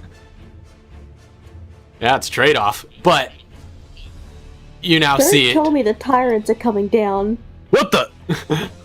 So this is what you what the lay of the land kind of now looks like, and you guys are all still kind of down What's here. What's PGP doing up? And I call him to tell him to shoot at that thing. So it kind of like climbs up and ends up kind of out here, And yeah, PGP is kind of just like knocked prone after a sudden earthquake that has torn a hole through this house as a bunch of the house is kind of sunk into this, into the ground. So y'all could kind of drag yourselves out to your relative positions around here. I mean, I'm still under in that area. I'm under. Yeah, you could kind of throw you in there just to, I guess, keep track of the space. But that's going to be all it can do on its turn. I think that was he. I'm invisible. Yeah, like you're somewhere like in here. Yeah, basically that general region. So back up to the top of the round brings us back to Katara. So I'm gonna move out real quick, and I'm gonna toss, or I'm gonna give a heal over, or I'm gonna heal Chauncey myself. All right. Use a green red. Ooh. We have like 3 of those, right? 3 of them, and a first aid. Yeah. And 2 green herbs. Snaps. I don't think That's a lot of weed. knows that I crashed through their front door. 28. Yeah, that's the least of their problems now. You heal up 28. Nice.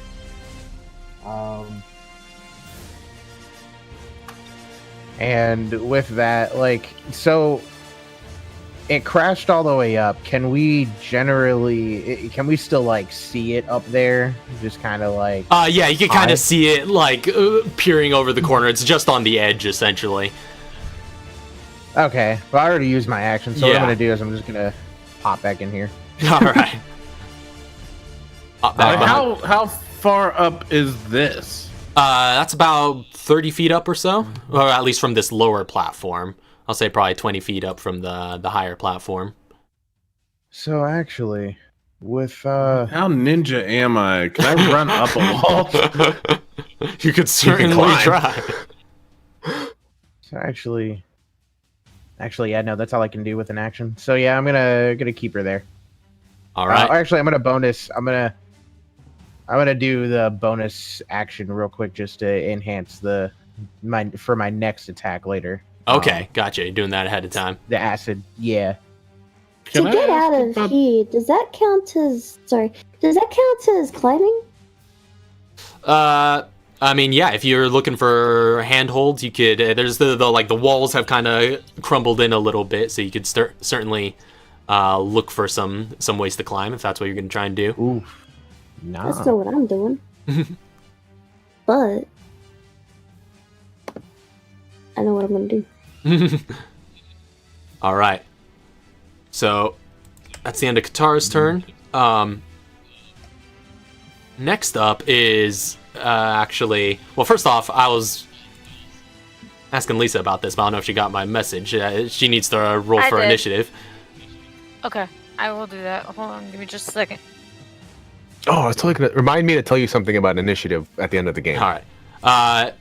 So next up after Katara actually is PGP now, and he is floored, and he just gets on the comms. He's just like, oh, what the heck did I miss? I do like, yeah. What do you want me to say? Yes, Yes. affirmative. So he's gonna stand. He's gonna use half his movement to stand from prone. Okay, that's a 9.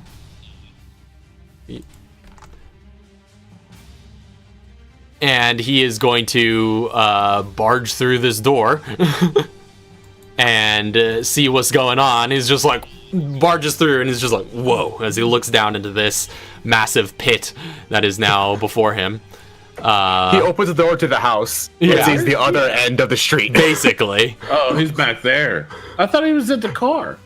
No, you was set saying- him to stand guard right outside this door. That is right. I swore. Yeah, 'cause he came the back last thing was move the car. He parked the car after the fight, and then we all went back Yeah, and then around Yeah, to the. I backyard. remember now. I for some reason was sitting here waiting for him to come out of Black Betty. Like, where is he? so he's Also- going to. Yeah, no. His pose is like, hey, what the fuck? What's happening? I don't even know. I'm getting this. What is going on here?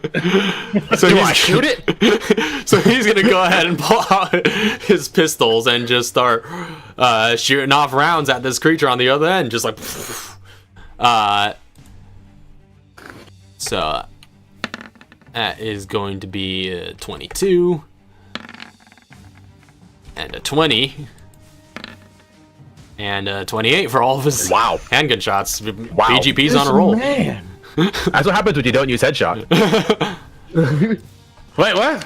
What's this not use headshot stuff? Who does that? Alright, so he does all of that damage halved. So, like, all the roof and stuff is gone, like second floor, or is this just like he just burst basically, to the first floor? So, like, you're saying it's all crumbled down on the ground at our feet, too? Essentially, yeah. You just managed to dodge enough debris to not get buried. So yeah, it's essentially all kind of like crumbled over and kind of buried a lot of the space around here. Would there, with all the fallen debris, would there be enough of like a mound to climb up, or? It's true. There'd be a good mound, so you definitely have a little bit more, a little bit further off the ground than normal. Yeah. I want to find out how athletic my guy is here. So that's the end of PGP's turn. Next up is going to be Chauncey and/or Nuria. So, I'm gonna ask you guys. I can do movement enhancer, so you guys can climb out of here without any, like, disadvantage or, like, difficult terrain. I can do toxic injection on that guy to see if I can poison him, which was a lot of damage. Or I could do, I could give Chauncey anesthetic. Throw anesthetic over to Chauncey. I say make that boy tanky. Yeah. Wait. Tanky. What's anesthetic again? That's It's resistance to resistance. 2 damage. Oh, I'm down. I say make that boy tanky, Yeah. and then we have Katara throw him at it. No. I'm Who's about to be movement an action enhancer to hero. all I don't three need of you? Katara yet. Because I can do movement enhancer to 3 people. It's up to you. What are you gonna do? I would Trade go off. with Tanky right now. I would Tanky? say for right now. Alright, Tanky it is. I'm gonna shoot team is Chauncey open. again. All right, so The team you is broken. shoot a needle in his butt. No, I'm gonna... if we can't get up, And I'm gonna give resistance to slashing and necrotic if I can. Nice. All right. Yeah. I think it says you could choose any damage type. I think so. In that case, Yeah. Boy. throw down some I wasn't necrotic. sure if that's I just a could do painkiller. necrotic. He's about to get wrecked. it's just a painkiller. There's just like, yeah, All right. just don't feel it. So That that's still hurts, and it's still eating away your You flesh. can see stuff better. there. You go. 0 now. Yeah. So you shot his butt. And You used Yep, shoot his butt. anesthetic. yep, For 1 minute, the target gains resistance to 3 damage types of your choice. wait, 3? 3. Yes, my thing What? on here says 3. Wait, what? I think that might have This changed is in a the- recent update. This is the 3.11. Yeah. I think it might have. No, it still says 3. You're changing it. Or did it change 12? to No, I'm 3? saying it changed to 3 in a recent update. I think. Oh. Okay. Yeah, it changed to. Yep, it's at 3. For 1 minute, the target gains resistance to 3 damage types of your choice. Can you give me resistance to Chauncey damage? that's probably my biggest fear at this moment. Wait, what should I do the 3rd damage type? Has it It's done hurting bludgeoning myself. damage? We've only seen it do slashing and necrotic, but you can guess it can do piercing. It does have I'll that do- wicked tail. Yeah. Okay, I'll give piercing as well. Sweet. All right. So Unless the tail is a slapper. Oh well. That's that Chauncey damage I was talking about. Slap. Sure, you have a history of getting slapped. Always getting hit by something. Yeah, I'll So take you're this. resistant to piercing, slashing, and necrotic. Sweet. I like that. And that is the end of her turn. All right. Okay, so do I see a mound of something that I could get a straight beeline up to this guy? Yeah, like if you want to like go up right here, there do look to be, again, it's all kind of piled on all around here. But if you go up to this second platform, you're even closer to the surface, and then there are like mounds and whatnot closer to this wall that it looks like you could start traversing. Now, action hero sequence. If I ask to use athletics, can I find like, you know, like wires and like rubble and stuff, and just like kind of just quick climb up? Like, yeah, that's just, so. Like, get up there real quick. I would say there's enough of a hold that you can use climbing movement in order to get up there, but of course, climbing movement does have your movement. So I'll say you could ignore the having of your movement while climbing if you make an athletics check.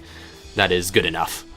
Yeah, because I want to be like grab like the sewer drain pipe and then this thing and that just like whip myself up there real quick. So I get the flavor. Yeah, go for it. So you got to get up to at least up onto that upper platform. I would say or unless you want to go, I suppose you could go straight across here and then just. I'm gonna roll because it's 30 feet. Well, because it's 30 feet up the wall from here. So you would be mid-wall. Yeah. At the end of your movement. Because that'd be let's say approximately. What if it's like but what if I go here on like this little rock thing and then climb up the drain pipes into the bathroom and take like it's the same distance. Just for the sake of visual, there's not debris all over the place, but stuff like that is all over the place in here. Yeah. I was just saying, okay, so it's still 30 feet no matter what mound I'm on top of. Yeah, to get from here to the first so you would floor. still be mid-wall. You would just be mid-wall minus 12 or mid-wall minus 6. You're still mid-wall. So I could dash though. You can dash, yeah, as an action.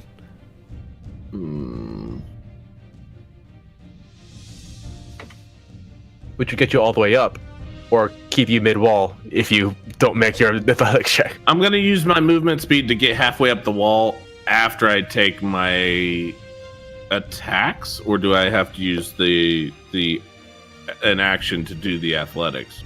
Doesn't require an action for the athletics, I'll say. So you can use your action to either dash or make attacks. Okay, well, I already still have the Magnum out. I might as well just pump those 2 shots because I'm out of action surges. So I wouldn't have enough action to get up to him and then do something to him. Okay. Oh, that hits. Wow, that's good. That's like, so relieving. Big boy Magnum, here we go. I'm gonna go ahead. Maybe that's the problem, is I was just shooting too close. All right, and I'm gonna go ahead and just shoot off the second round now and then roll for both for damages if I get the other one. Yes, I do. Snap. I'm no longer shooting this thing close range. Yeah, it's like the gun fu. It's like the gun fu perk just does not want to do anything for you. I was gonna say, yeah, he probably has some partial cover from that angle, but it doesn't matter. You blown past his AC. Yes. All right, so submit that. No headshot.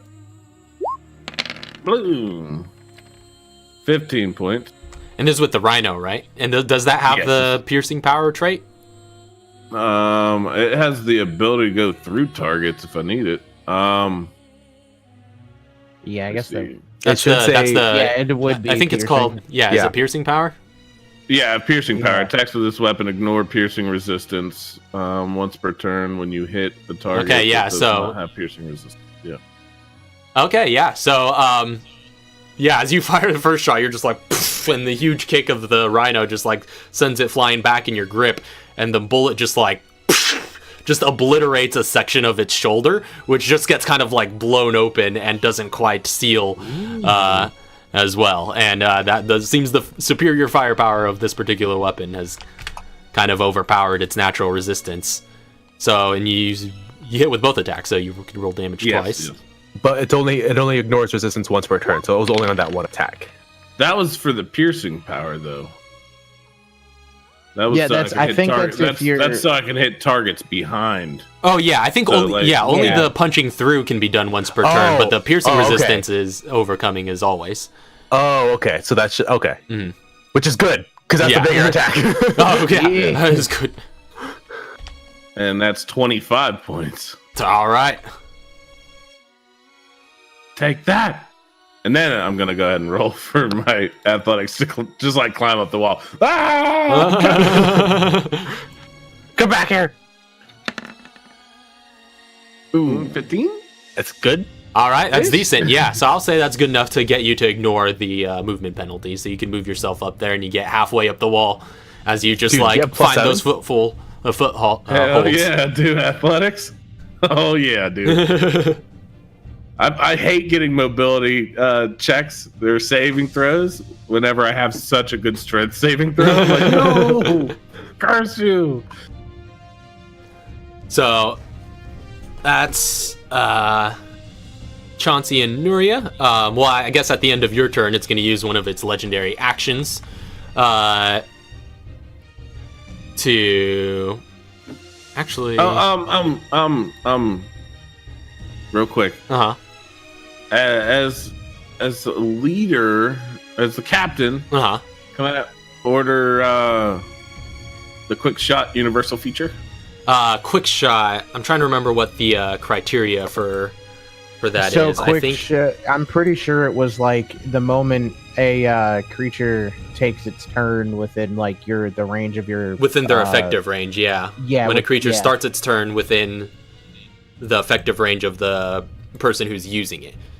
So if you're looking to command PGP, you would have to wait for something to start its turn within his range. Okay, it's not like it doesn't have to be set during my turn. Okay. Yeah, because it uses your reaction. That's a nice reaction. Yeah. Okay. So that was the end of Chauncey's turn. But you can use that now, though, right? Not currently. Well, yeah, not currently, because nothing's taken its turn. Effective range? Once it does. Yeah, because it has to start its turn. So is when the reaction happens. Okay. But it is going to use two of its legendary actions to teleport and just. Where's it going? Oh. Wants to run in this sort of direction. That was a cool transition. I still see it. Yeah, it's still kind of there, but it's still kind of looking down on this hole a little bit. Next up is going to be Mr. G. I don't know exactly where I'm at. We'll put you right here, kind of at the position of that door. Because I think that door is actually where the other door is. It might be, but let's just put you there for argument's sake, so we'll measure your movement from there. All right. Was that you spawning? That's the sound you make. That's the sound you make when you apparate out of a freaking trip like that, man. I'm going to. I think I can use. I have to use all my movement to get, to the wall.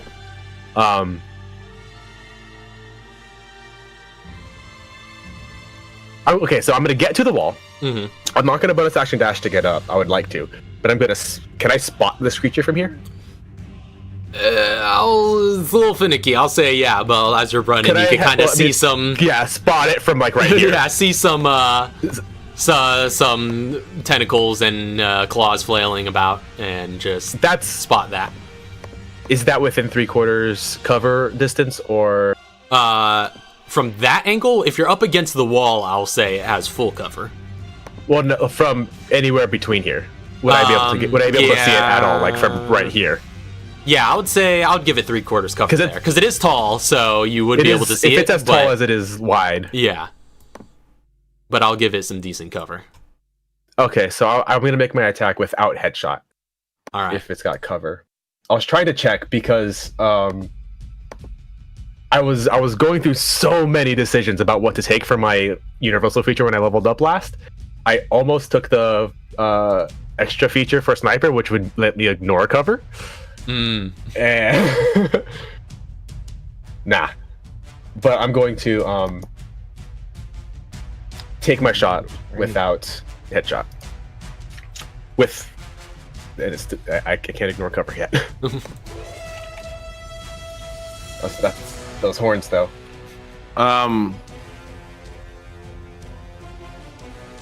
Add 4 more points to damage because I forgot that my rhino's a +2. Oh, right. That Put some 3's upgrades just on it.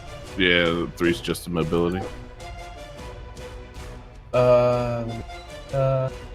Yeah, so that's just a straight attack.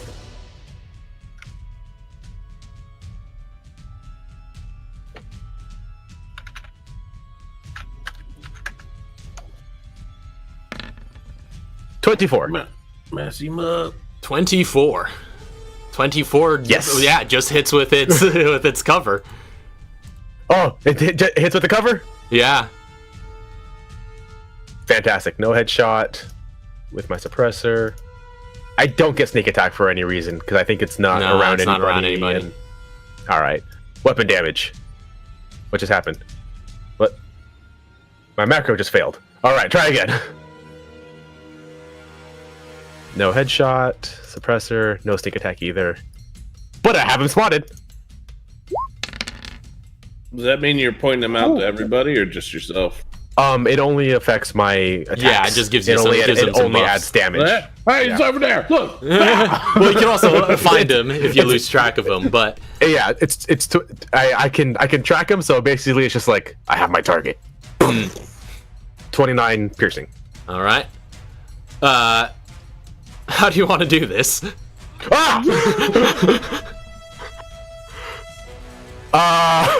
hold on.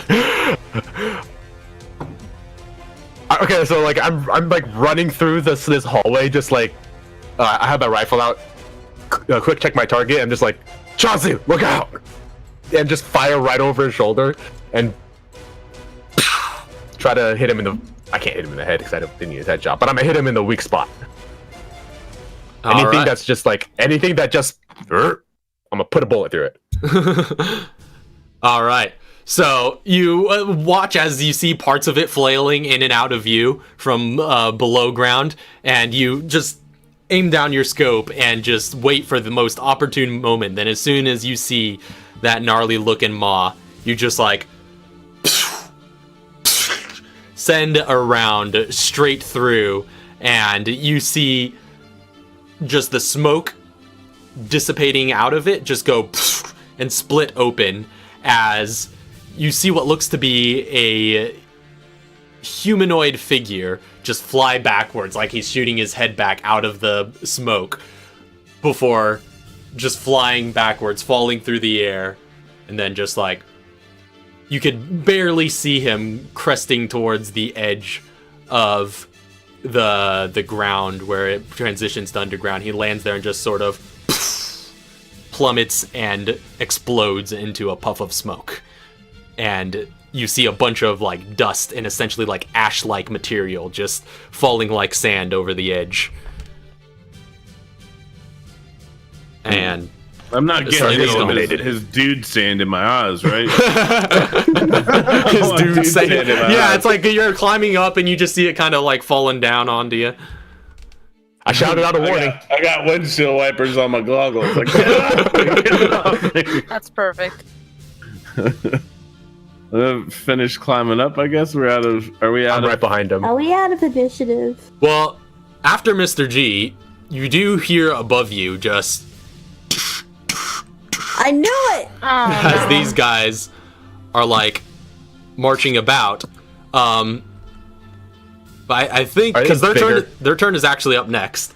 So right after Mr. G, they're actually going, and they just sort of like just. Oh, well, I guess that coffee table is already messed up by the Camaro. Crunch, crunch. But they just sort of just like walk through the wall here. And as I think they would have been rounding the corner just in time to see Mr. Feliciano actually plummet and then just like die there. And they're kind of like exchanging looks at this point, and then just like looking back and forth.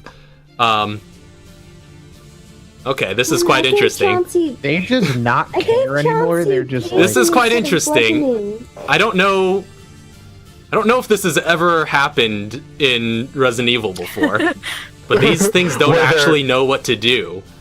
Because is their host? Yeah, they had very specific programming. So they're just sort of still right now. Hold up, let me up there. Reprogram them? Like, bruh, if we could reprogram tyrants to be our bodyguards, come on now. Come on now. Like... I mean, we took a freaking mansion. I don't see this not being a possibility. Wait a minute. Let me up there. What if we reprogram them to be like guards? If we could reprogram for them, the they could be parents. guards. No. Well, they could be guards for the parents. That'd be cool. But guards for there's two of them. The what's it called? Camp Clancy, just there. Hey. But your parents can move into Camp Clancy too. I mean, I already have everybody else in the Actually, funny enough, I was actually gonna have Katara come to Chauncey about that after. So okay, we'll handle that then. Let me up there. So you all let me in. let me in. all right. So you keep on climbing. I'm climbing too, still. Yeah, I'm not gonna stop halfway up and be like, all right, I'm done. So are we still an initiative, or is this free? I did say so. I'd let everyone know, by the way, like target eliminated, but I don't know how the initiative order going to be going. I'll say for now you're out of initiative, just because these things are like effectively stunned. And if you guys finish climbing all the way up, you'll actually see Lisa's mercenary coming out of onto the street, like right over here. You can drag him out if you want, but just like, what the hell is happening? Right? See if we reprogram them. Is the fog still there? The fog is still thick around you, but it seems a lot brighter than usual. It seems like you can't see it, but you assume it's now morning or rather past dawn, and the sun seems to have now risen as everything's a little bit brighter outside, but still. So there's just light. Yeah, still. This is light now. Yeah, really. Can I still be deep on fog. the communicator, trying to see if I'm finally getting contact to the outside world? All right. You kind of like get on your device and start sending out some contacts to your people back at camp, or Maya, or whoever it may be. And the signal is still pretty fuzzy, but it seems to be clearing a bit. And I'll say right there real quick is where we're going to take our midpoint break. But we'll be back. Hold on. Nuri, you're saying something real quick? Oh, yeah. What was Nuri's? I was just saying Yuri's helping out. Oh, yeah. I was gonna say Katara's looking for her family down here. Yeah, so we'll get to... Yuri's down here. We'll end it right there with for now. But we'll be back after a short break in order to get closure on both the events here and, the arc at large. So, don't go anywhere. We'll be right back. In the meantime, see you in a bit. So, let's do this. We're all good to go. Last we left off, you guys had just finished off the monstrous form of Mario Feliciano, and have sort of noticed his two tyrant bodyguards sort of going out mindlessly onto the front lawn as the mercenary that he had met with earlier approaches from the other end. The hell have you been? Wait, what happened? Sorry. Charles's gun. Chauncey's never met this individual. Okay, yeah, we're talking. Okay, cool. Sorry, I was spacing. He's gonna walk up carefully, hands up, guns away, knives away, and just walks up slowly, stopping about there. Went to check out that house. Didn't find anything. Well, we had to leave you behind. Well, that's perfectly fine with me. Is the body around this area here? Well, you just see essentially a bunch of dust. Oh, the guy disintegrated. Yeah. Could Katara hear them like speaking up there? Yeah, you hear some conversation up there. And as this is going on, you actually see in the sort of basement area below a sort of section of wall that like kind of right across from you that's kind of under a little bit of debris. So it's a little bit obscured, but you see past the debris. The section of wall seems to depress for a moment and then slide over to the side. It seems like there was some sort of secret sealed door in here, and out of it you see your mother sort of like trying to dig her way out of the blocked wreckage that is blocking the door. Where is that at? Like somewhere back here? Yeah, kind of like essentially like right over here on this side. Oh, okay. Miria follows straight behind. She's like, Mom! And just like is just popping over to see if she can like, help her and all that other stuff. So you start pulling some of the debris out and clearing the way, and eventually you get enough room that you can kind of pull her through. She's just like, oh, Katara, what happened? A lot. You don't have a house anymore. She looks up and she's just like, yeah, I could see that. Is it? I mean, there was your father and I were down here. We heard something coming from the elevator. And it didn't sound friendly. I hid myself away in here while he went to distract it. I was supposed to come back out with this, and she's kind of like hauling this rocket launcher, she's just like, but I got stuck underneath some of that debris. She's like, well, we don't need to use that. It's dead. Do we hear what's going on over the edge of the? Yeah, you guys are all within like hearing distance of each other. So okay. How far down is it? 30 feet-ish. Yeah, 30-ish feet, uneven sort of fall because of all the debris and whatnot that you could skid off of. Okay, can I step up to the edge and find a area that looks clean enough from debris, and kind of jump and try to roll out? All right, make a quick. If you do, Chauncey's gonna shoot you. Athletics. Chauncey still know the hell you are. So Chauncey's got movements. Chauncey's got his gun trained on you right now. If you're walking up to that edge, Katara's pulling out her scar and is aiming it at you. Well, friendly people you guys are. She's down You're there. in the business. Looking you should up. know. She's like, true. She's like, your conversation from what, maybe almost an hour ago, maybe a little bit more, with the air. You know Scott? You know Walker? I want answers. What do you want to know? Why do you know them? I worked for them. Yeah? You're really gonna say that to her? Yeah, okay. I worked for them. Past tense. They screwed me on my payment, and I left. I can help you. I have information. I can help you get to Walker. She looks around the house and then at the fog, and she's like, "You can help." Yeah, I can help you.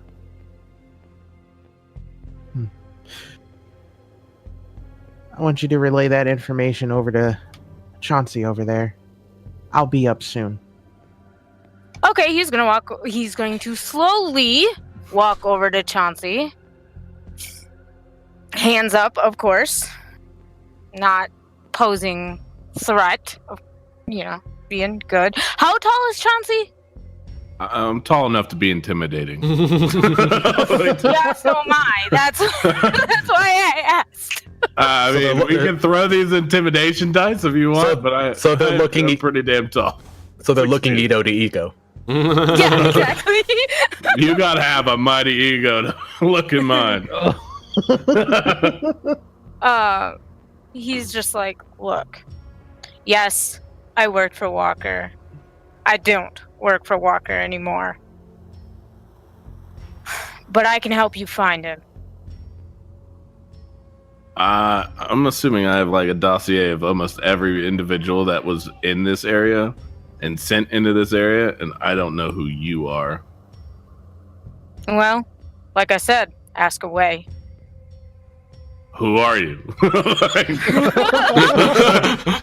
He's not the smartest tool in the shed, okay? My name is Emmanuel Schneider.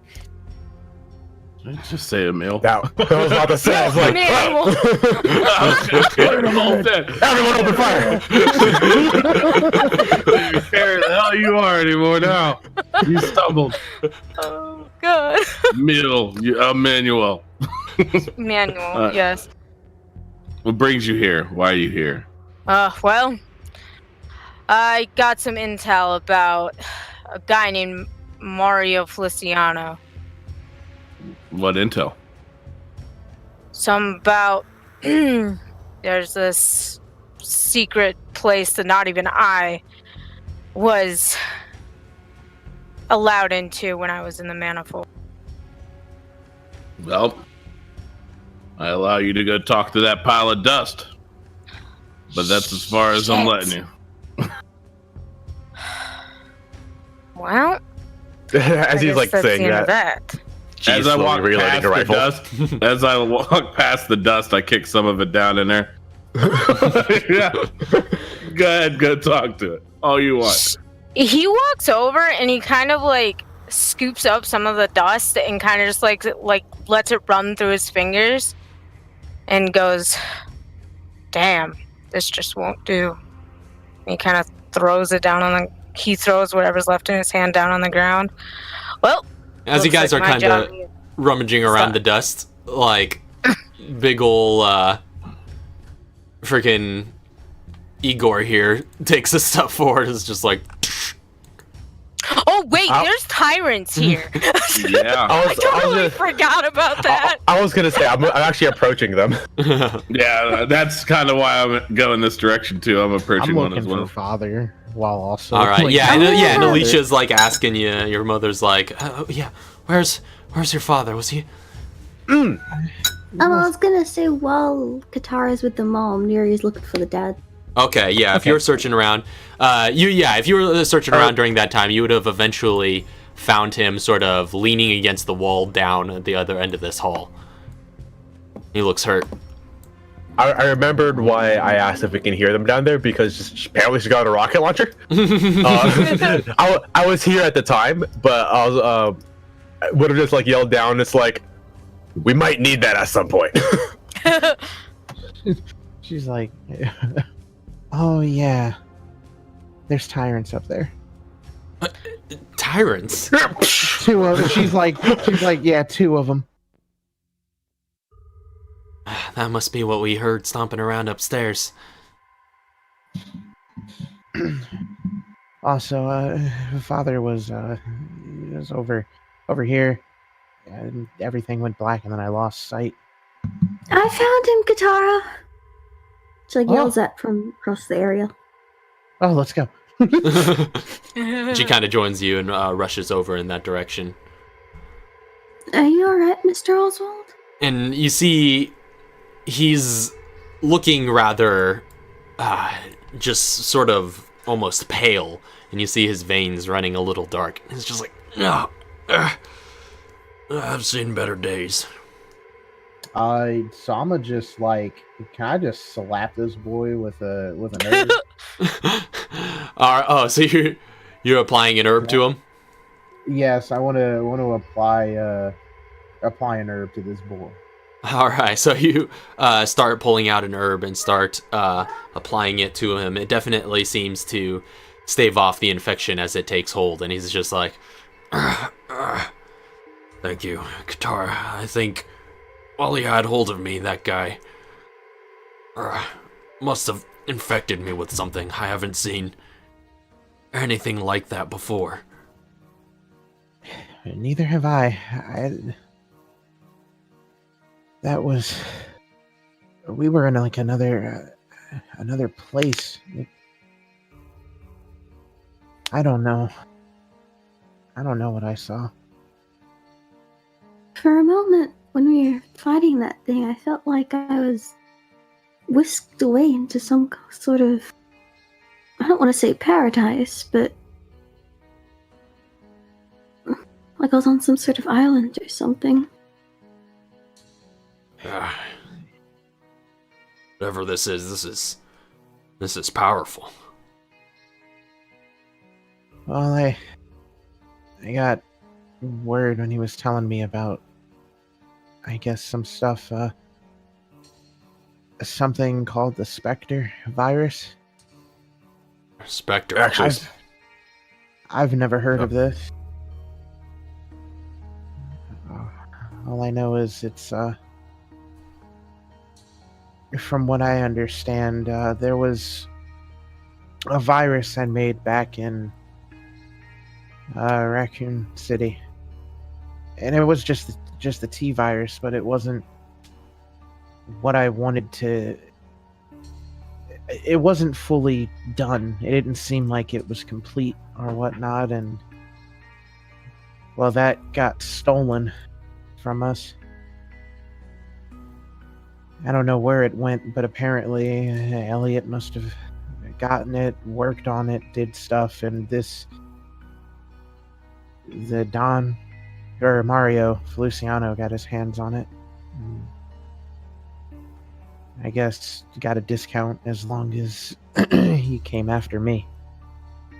Feliciano.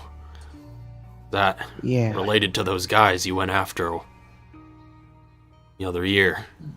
Yeah, it's the Don's son. And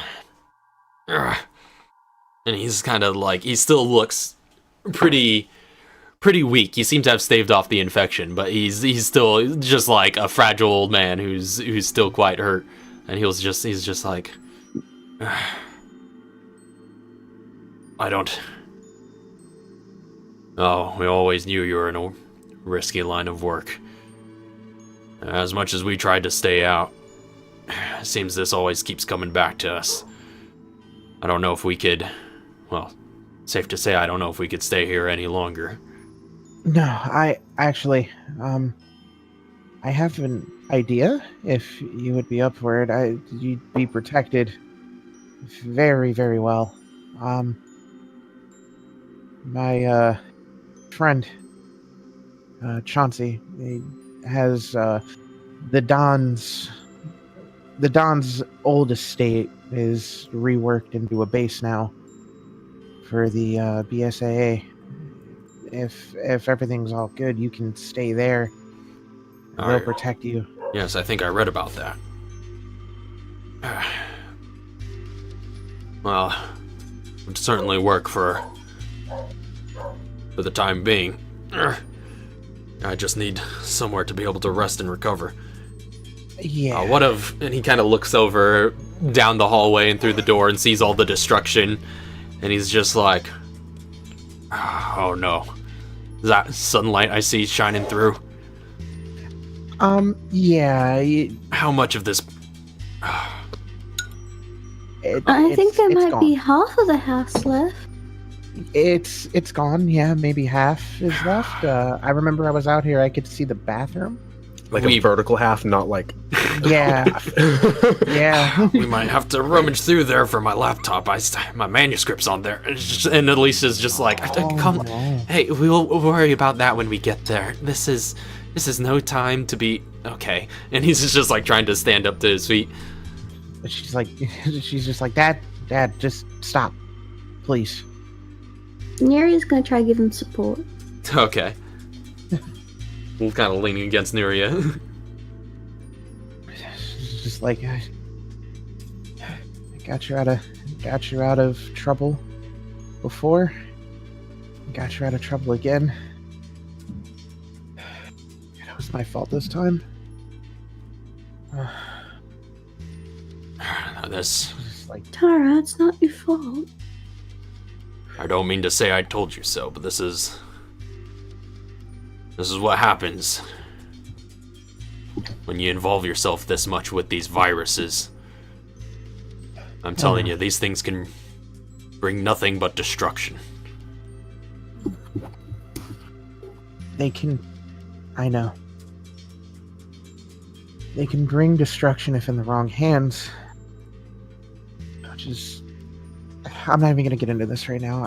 All I care about is the both of you being safe right now. We can talk about all that later. And your mother just sort of like looks over to you and she's like, oh dear, I suppose there's something we should show you.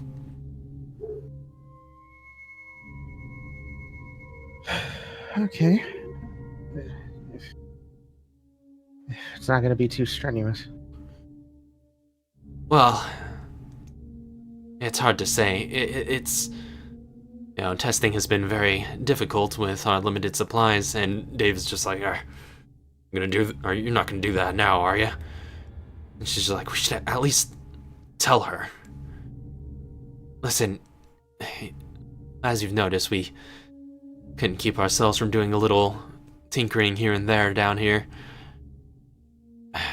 Your father wanted to... Well, we're getting rather up there in years, and I suppose your father wanted to make up to you how harsh he's rather been with your experimentation on yourself. I know you've butt heads over that on more than one occasion.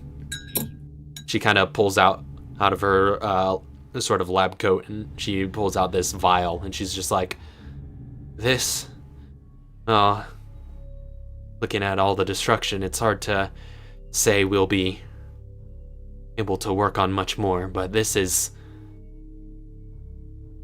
the end result of everything we've been doing here. We want you to have it.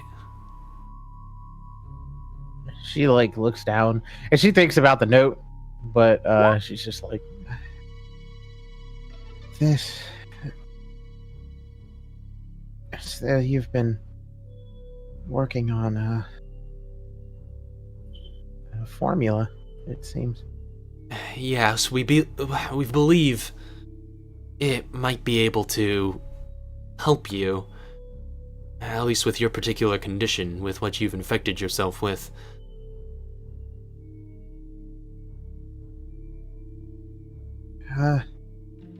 Do you have are there any, I don't know, you still have your notes on everything, what she yes, might be able to do? We do have some notes, and she kind of again looks over at the rope. It's like, it's probably buried under there somewhere, but we should start rummaging to secure what we can.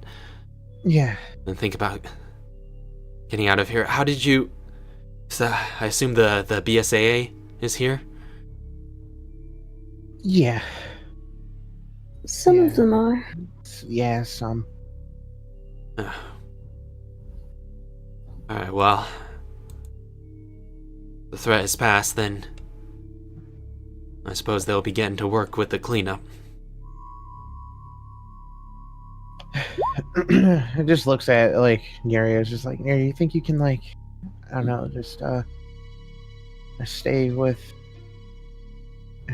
them, maybe, heal them up if they need to get, just a little better. I'll go rummaging through. Thank you. Okay. You're welcome. And she's gonna be over here just kind of rummaging through stuff. So you start searching through. Yeah. Meanwhile, I guess this little interaction has sort of been playing out in chat between Chauncey and Emmanuel. Oh, what? Yeah, Emmanuel wanted to take it by the hand. I've been talking to these things for a while, though. Oh! What is that? Oh my. Hey, Rock just resubscribed. Thank you very much for the subscription, Rock. Going for a record. Yeah, just go. Yeah, going for a record. Unfortunately, he lost a football game and a fingernail. Yikes. Oof. No. Ouch. Yikes. That football game's gotta hurt. And Chauncey wouldn't have been talking to the tyrant. He'd have just been eyeballing it, just staring straight in his eyes, just trying to give it like an intimidating look until he caught glance. Okay. Hold on a second. So Emmanuel reaching out. She was trying to be like, I wouldn't do that. I wouldn't do that for you. So Mr. G has been talking to the tyrants. Right? Yeah, what have you been saying to these tyrants? Well, as soon as I was able to, I immediately walked up to them speaking in Italian. Okay. You start speaking Italian to them. And they both kind of just like, almost like, heads on just camera-like swivels, like video game NPCs, just like both fix their sights on you and their heads just turn and just like, there seems to be a look of recognition. I'm basically going to tell them orders have changed. I am now in control. Look at me, tyrants. Just I'm like the captain now. yeah. But basically, like I have assumed the position of your former master. I'll say make a persuasion check. Just a persuasion. Mm-hmm. Raw persuasion.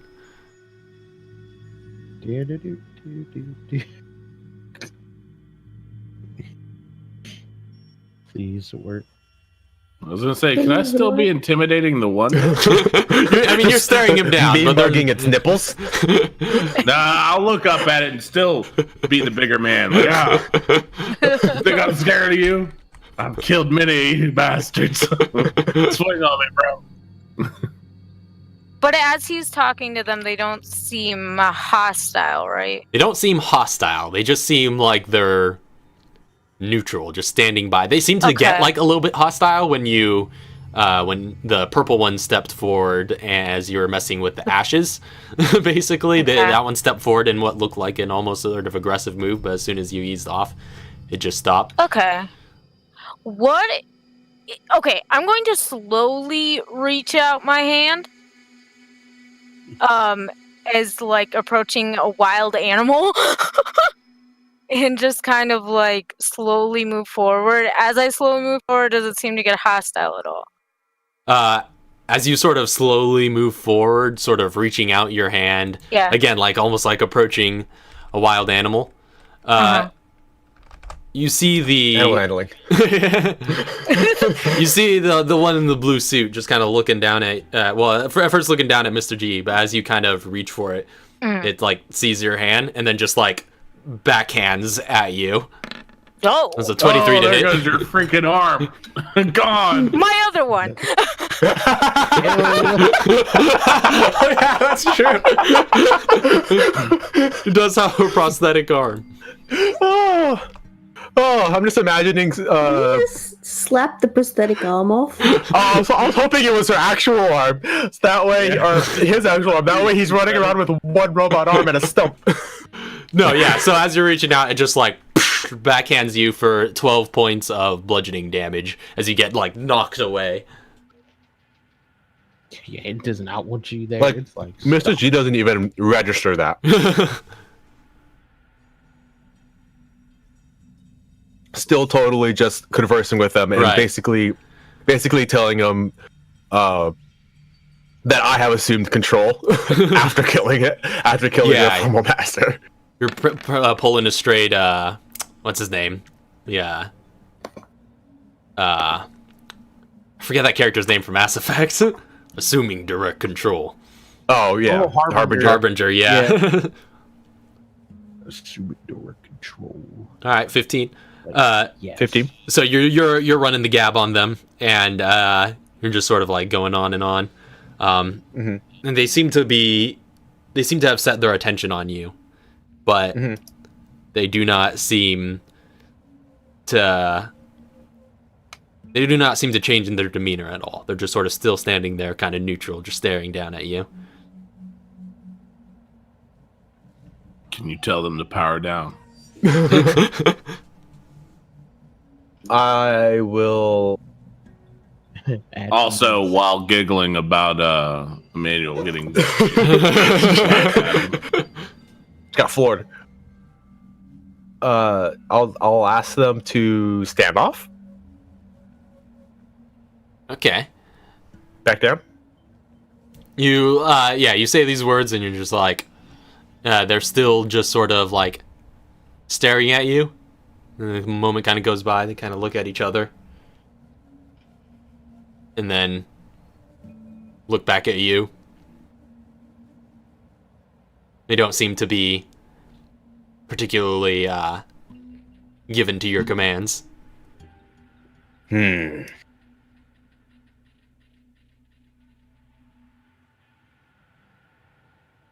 right. So, Katara, yeah. I have a question. Uh-huh. I'm gonna need you to be here for this. She's like, I'm currently busy with something, but what's going on?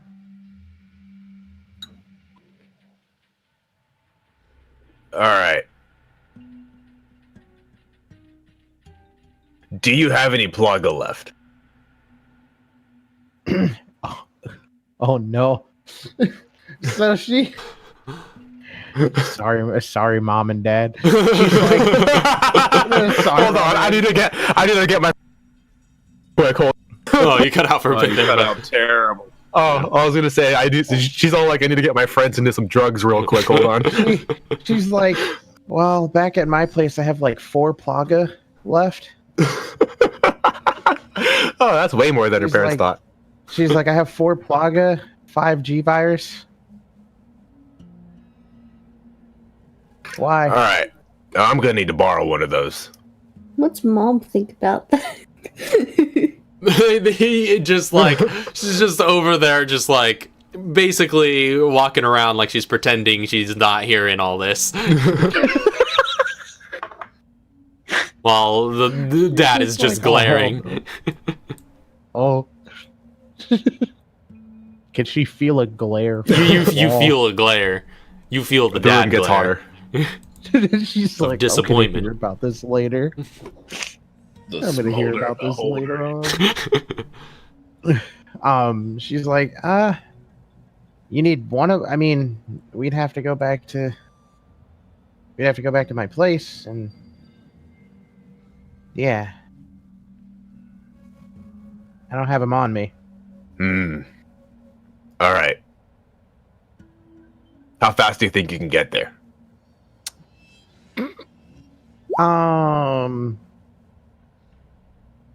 That's yes. Oh, where? Yeah, no. She's like, that's like over in Chicago. Yeah, was it? Well, because like you've got 2 places now, right? Which one were they all stored at? She would. There was the Chicago place and the. They were originally Iowa stored place. in. They were originally stored in Iowa. She moved them to Chicago. Right, you moved all your main house. place to Chicago, Yeah. basically. Yeah. Because it's a bigger house, so that she has like stuff to actually put it. No, yeah. So that's quite the road trip. I have a better idea.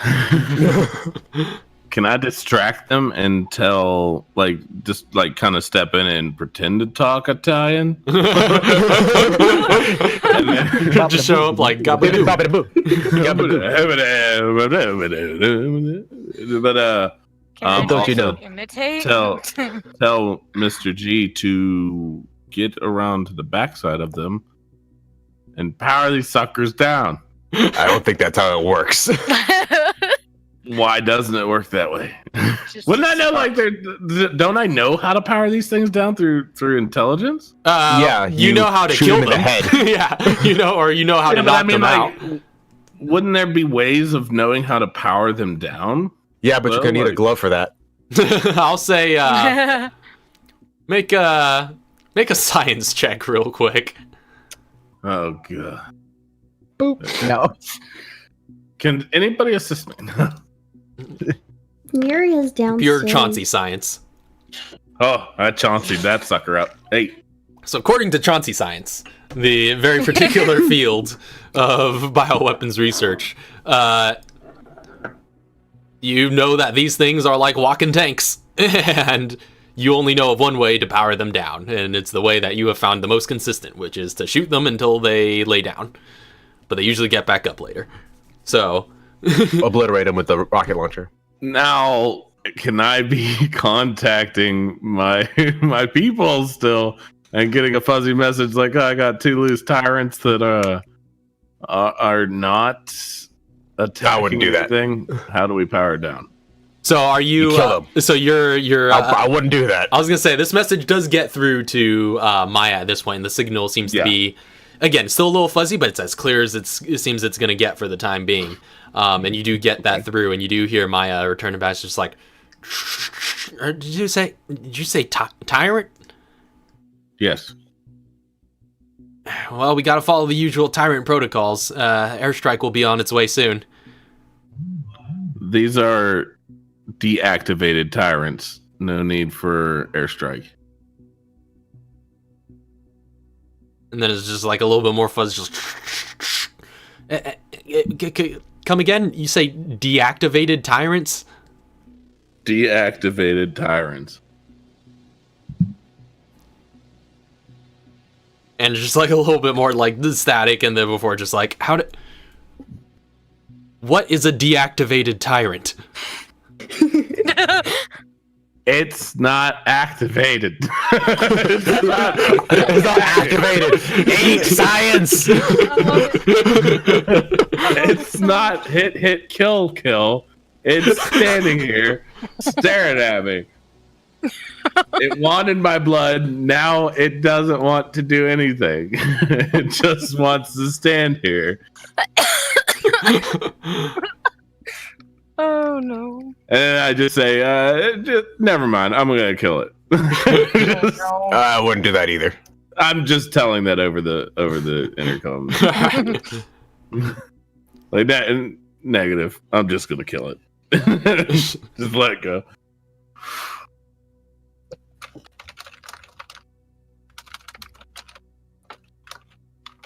You would also, I guess, hear back after that, just like she would let you know. It's like she's gonna try and triangulate your coordinates to send an airstrike over to assist you with that. She's like, oh, yeah, you know, you can't finish them off permanently with your firepower. You're gonna need the birds.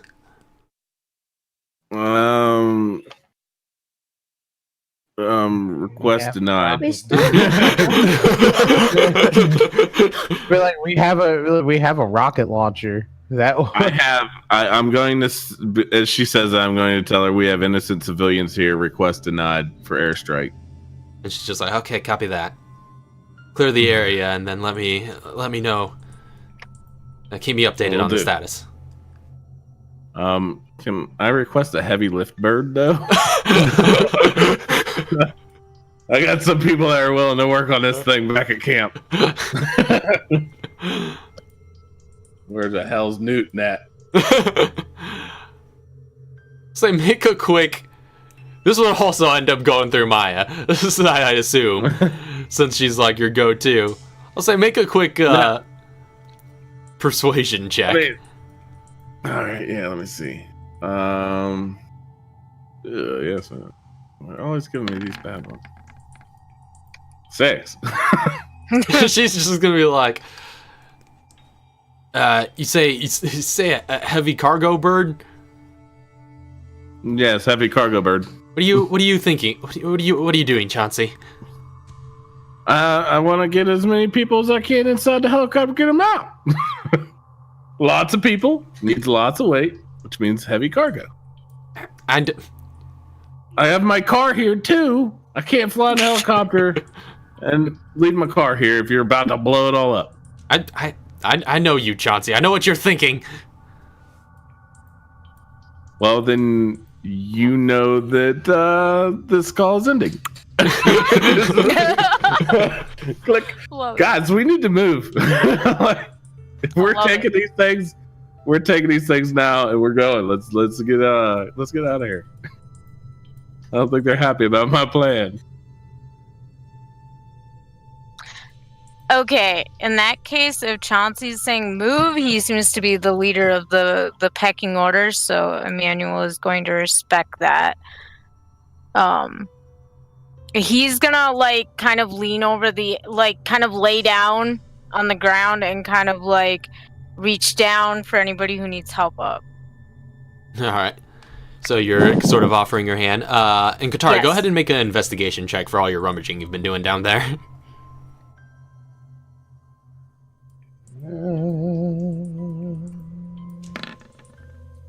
17. Okay, 17.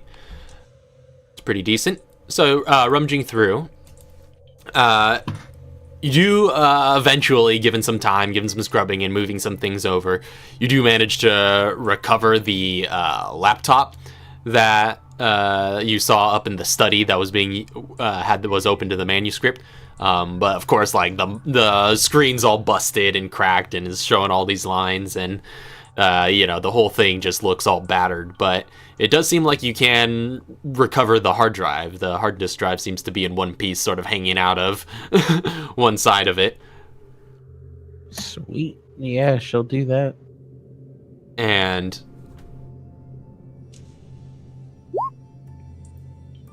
I'm trying to recall if there's anything particular that would have been among all of that, or anything you were looking for.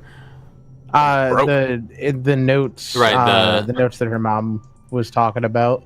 Right, the research notes. You managed to, you managed to get assemble bits and pieces. Again, it's all kind of like under some stuff and all kind of dirty. You pick up as many papers as you could find. It doesn't seem to be, if you were to show it to them, it doesn't seem to be the complete set, but they're like, okay, this is kind of enough to get the gist of it. Okay. Cool. Yeah, that's pretty much all she was looking for. Mm-hmm. Now the whole thing is just to get him out. And make a quick science check as you sort of get a cursory glance at these notes. 17. Consistent.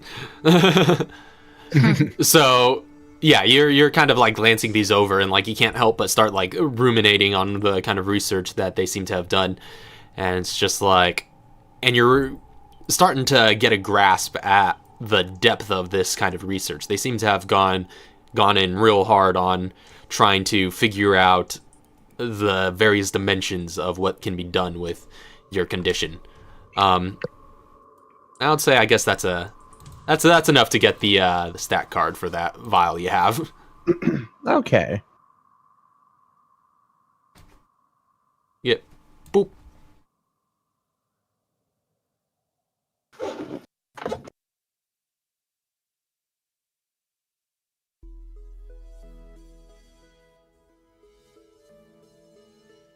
Oh.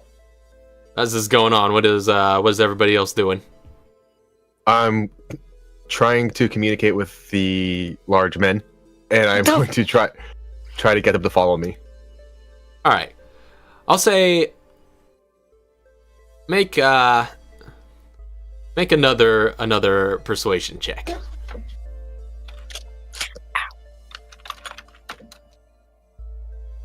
Straight, yeah. There we go. Ooh, nice. Not bad. 21. All right, so you're still rambling onto them in Italian, and they still seem to have their sights fixed on you. Are you like moving at all, or just staying? Oh in the yeah, same place? I'm trying to get them to follow me, and I'm going to try to lead them to see if just backing away, see if they follow or All whatever. Right. Back away a little bit, and it's just like kind of like motioning them towards you as you go on. They kind of like exchange another look between them, and this one just sort of, listen, I'm your friend. I'm going to I need a place to hide these. That's gonna be difficult. I'm gonna use my bonus following action. It appears so. What are you doing to make them follow you? I'm asking them very politely. Very politely. Ask one to politely follow me, one to politely follow you. and let's walk these suckers home. Right through the front gate. So I don't know if that's gonna work. That's I mean, like, we just got to walk them away from this area and show that we have control over them. So, Raph, real quick. If I like just kind of go over to this corner here, and can I just walk into this like empty space that her mother came out of? And like, if I were to take that right now, oh no, you could. Could I get rid of Las Plagas?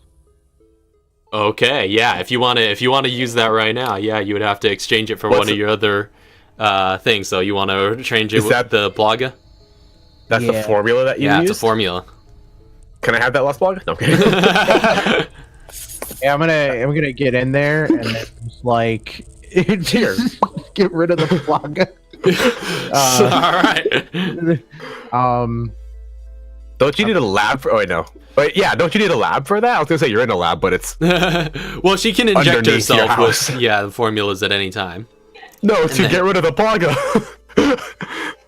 Yeah, well, like this will just sort of like override it when she like takes this in. It's gonna just push the other one. Yeah, expel it out of your body. Will absorb it and use it for nutrients.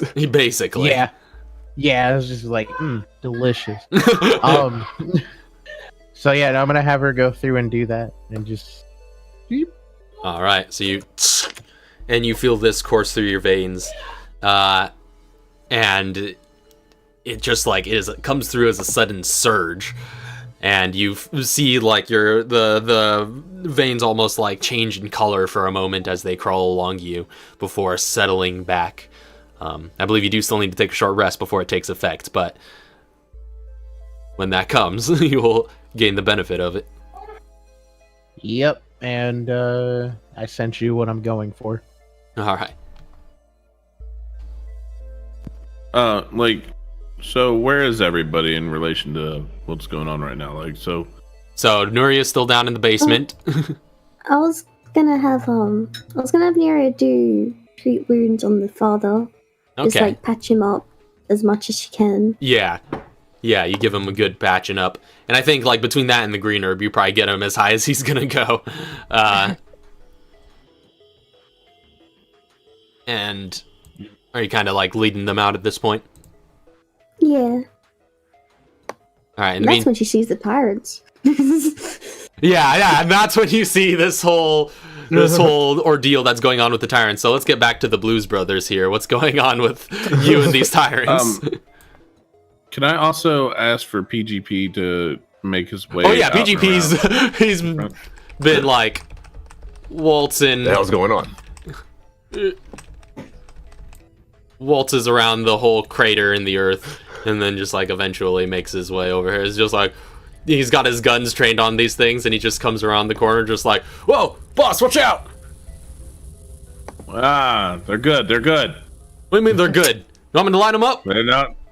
They're not attacking. Stand down. They're not attacking. What's this all about? That's what I'm trying to figure out too. They're not attacking. They're currently following Mr. Friendly here. And I don't think this is an opportunity for us to blow them the hell up whenever we could possibly study them and figure out what triggers these guys and how we can get control over them in the battlefield. Because I'd rather not step up against these guys very much. Oh, whoa, man. That's deep. That might actually be a good idea. I'm into it, Captain. Okay, I need you to go find Newton and the rest of the team. Tell them to get ready to lift us the hell out of here with these things, because right now I'm pretty sure the high ups are not going to be happy about finding this out. Actually, it would be preferable if you told nobody, or if you told whoever you told is within your very special group of friends. It's just got to be Camp Clancy personnel only, and just no paperwork. Just tell them what I need. Don't tell them what for. Oh man, Man, boss, No this is gonna be. paperwork. Anybody finds out about this, there's gonna be a big old custody battle. But I got your back, sir. Thank you. Boy, I grew up in the hood. I can handle a custody battle. He doesn't realize that I've already been through a custody battle. I had 3 dads. Alright, and with that, PGP runs off to start rounding up his unit. I look down to Katara. How are you guys getting your parents out of here?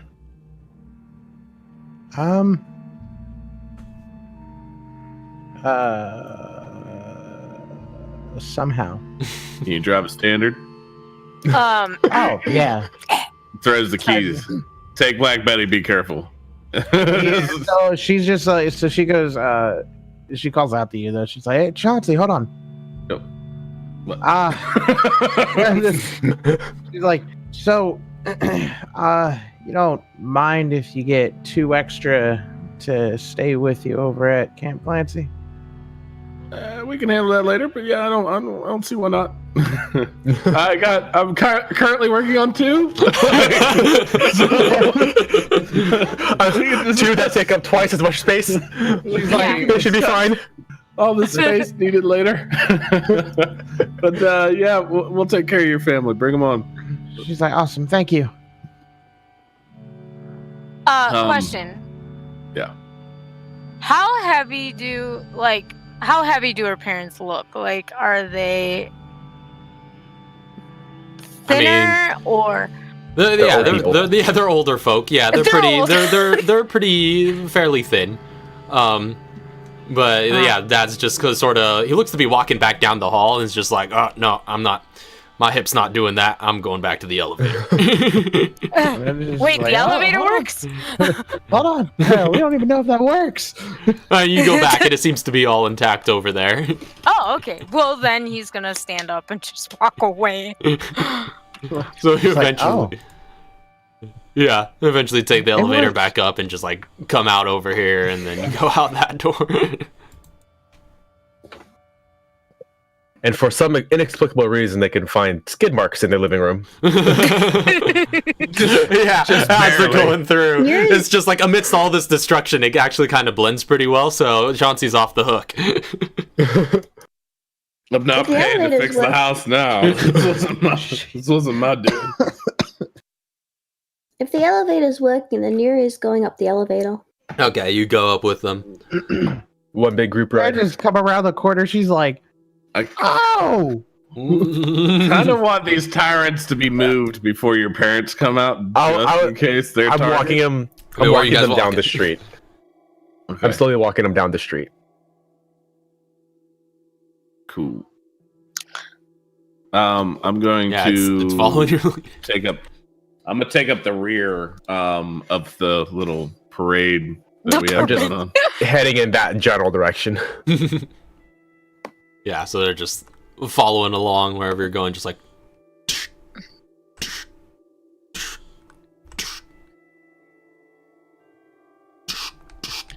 No. Break the car. Yeah. You get kind of pretty close to the car. Just right over the top. And they just seem to be marching towards you, and it's almost kind of intimidating. Like in the tyrants that you've seen, like this looks identical to them just like stalking you through a police station. It's the same sort of slow, methodical march. I've never had that experience. Yeah, but it's for visual reference. That's what it looks like. Yeah.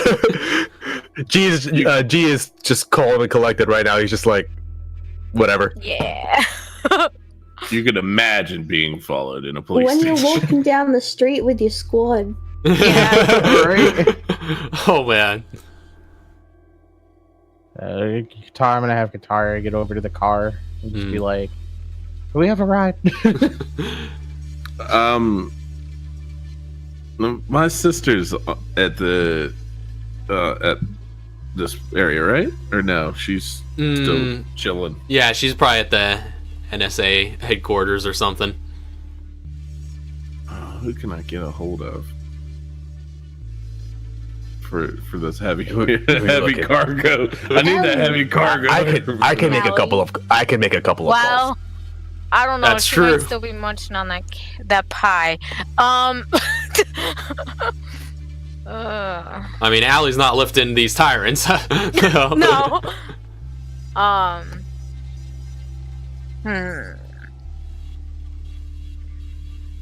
Ow. I'm just a mercenary. Alright. I'm gonna make a couple of. I'm gonna. Oops. You're gonna knock over your ice cream. I know. I'm gonna call up some contacts of mine and be like, "Yo, I need more ice cream." I'm gonna get a hold of. Let's see, where are we right now? You're in Iowa, Illinois, or Iowa. Yeah, so I'm just gonna make a couple of calls. I'm gonna see if I can get a hold of somebody who's got like, basically just try to get somebody who has a big, like, 18 wheeler for like transporting goods. Yeah, and I'm gonna see if I can get one of them to drop by, and I'll be like, I got some heavy weaponry that were coming in, no questions, and I want to basically coordinate a smuggle of weaponry. All right. Make a quick, again, this is one of your contact searching things, so charisma investigation will make it again. Mm-hmm. But, so I have advantage on international yeah, if you're using the Scorpion spy network. But I'll say this you could pretty well get done within your, or would have, since this is like a domestic thing, we'll say this is your CIA network. But that's what I was wondering if. Well, no, I'm not using CIA. Oh. No, I'm using the hood. Okay. All right, another charisma investigation check then. I'm using like a freaking like. You're using those repurposed. Yeah, I'm using a repurposed like 16-wheeler that somebody definitely doesn't own. that's been repainted to look like a Coca-Cola truck. Nice. I love it. But with my shady corners, do I get anything like advantage for this type of a check? I would say it allows you to make this kind of a check, but this is just part of your usual. So it's just straight charisma? Yeah, straight charisma investigation. Hold on, what? Okay, it's charisma investigation, so that would apply a proficiency. Yeah. Whatever your investigation proficiency is. Oh man, 25. Hey. All right. That's 2 19s. If I was an attack, that would have been a crit. Yeah. Or didn't you have expertise in investigation, or was that something else? No, you're right. I do have expertise in investigation. So it's actually technically even higher. Yeah. So it's plus 10. It's 29. So, yeah, with the 29, you could certainly gather enough people that you know from your contacts, your criminal contacts. Criminal contacts, and this is no questions. Yeah, these are hardcore smugglers, no questions asked. This is a job for them, and they have done far worse than what they're about to witness here. So yeah, as far as they know, it's unusual, but it's not necessarily as immoral as their usual gig. See, because like these guys are professionals, but they're not in like the global terrorism market. Yeah, but like as far as they know, that's who they're working for right now. Exactly. They're just like they did a few delivery jobs for the Felicianos, and now they see these things, it's just like, oh snap, friggin', oh shit, it's getting big. Yeah. Yeah. Mafia's back in business. All right. And then I'm coming over speaking Italian. Yeah. I will say, though, it'll be hard to get the cola truck into the neighborhood past the BSAA blockade, or rather with the police as well. So because Chauncey could call off the BSAA, but the police are holding the fort right now. So they would be asking a lot more questions. But if you think you could, could I really quick? Could I make another call and have a couple of basically, can I get like a couple of old buddies to like call it a favor? It's like, hey, so there's this guy that I know off this street, and I need him hurt, but I need it to be loud, like real loud. And can I get a gang war to kind of erupt just over there somewhere, and we're gonna go that way. I'll say make a make a persuasion check for this one. You know who to call, but this is a matter of whether you can get people to do this on a whim. Can't call in any old favors? Let's see if you can. I can't call off the cops, but I can work with them where they only cover one part of the perimeter and BSAA covers the other part, right?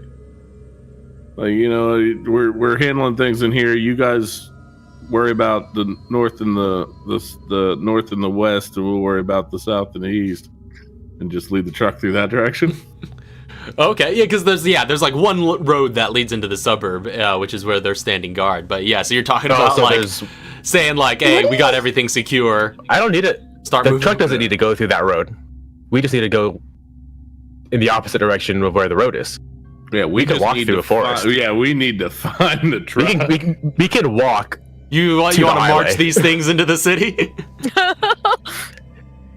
It'll buy us more time than walking into the police. They're fairly incognito. It'll buy us more time than walking into the police. Yeah, we can have the truck parked in an alley. You find the hats that you shot off their heads back amongst the ruins, and just like put it back on them, just like real low. Give them a pat. It wouldn't matter how low you put their hat, because they're so above everyone that everyone's looking into their hat. Yeah.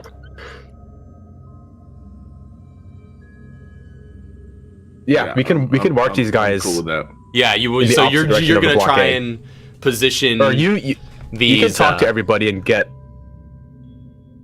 I was gonna say you can go up to everyone and get their attention of just like, all right, here's the situation of what happened, and then get like all the eyes on you while we head in the other direction. Mm-hmm. Be all official and. Okay, then I'm a radio back to PGP to cover you. To make sure that in case they decide to flip the script and beat your ass in the woods. Don't worry, I have a disengage action on standby. Still, I don't want to lose them. These are high merchandise items right now. This is top priority. So yeah, I will break off to go handle all the shenanigans at the HQ, because I actually want to find out is the fog like lifting now? Like, is the mist going away? Make a perception check. I'll say, Mr. G, you're arranging to basically get this smuggle truck into the nearest street, and you're gonna try and walk them basically through the forests and fields to that. So I'll say make a stealth check. For just me, or do I have to include them in all this? That would just basically mean, do I get into advantage? I'll say straight stealth check, but it's like this is like encompassing your whole group. Like how stealthily are you basically, crossing the border here? Because I get advantage, but they don't. Actually, my advantage probably cancels out their disadvantage. No, yeah, probably. But yeah, I'll say you will be making the check because this is your strategy that's essentially going to be carrying everybody through. I walk them where I want them. I want to walk them, and I can navigate. So, okay. 11 on Chauncey, really quick. You, the fog seems pretty persistent. It's hard to tell if anything has changed yet in that department. Has Katara left yet?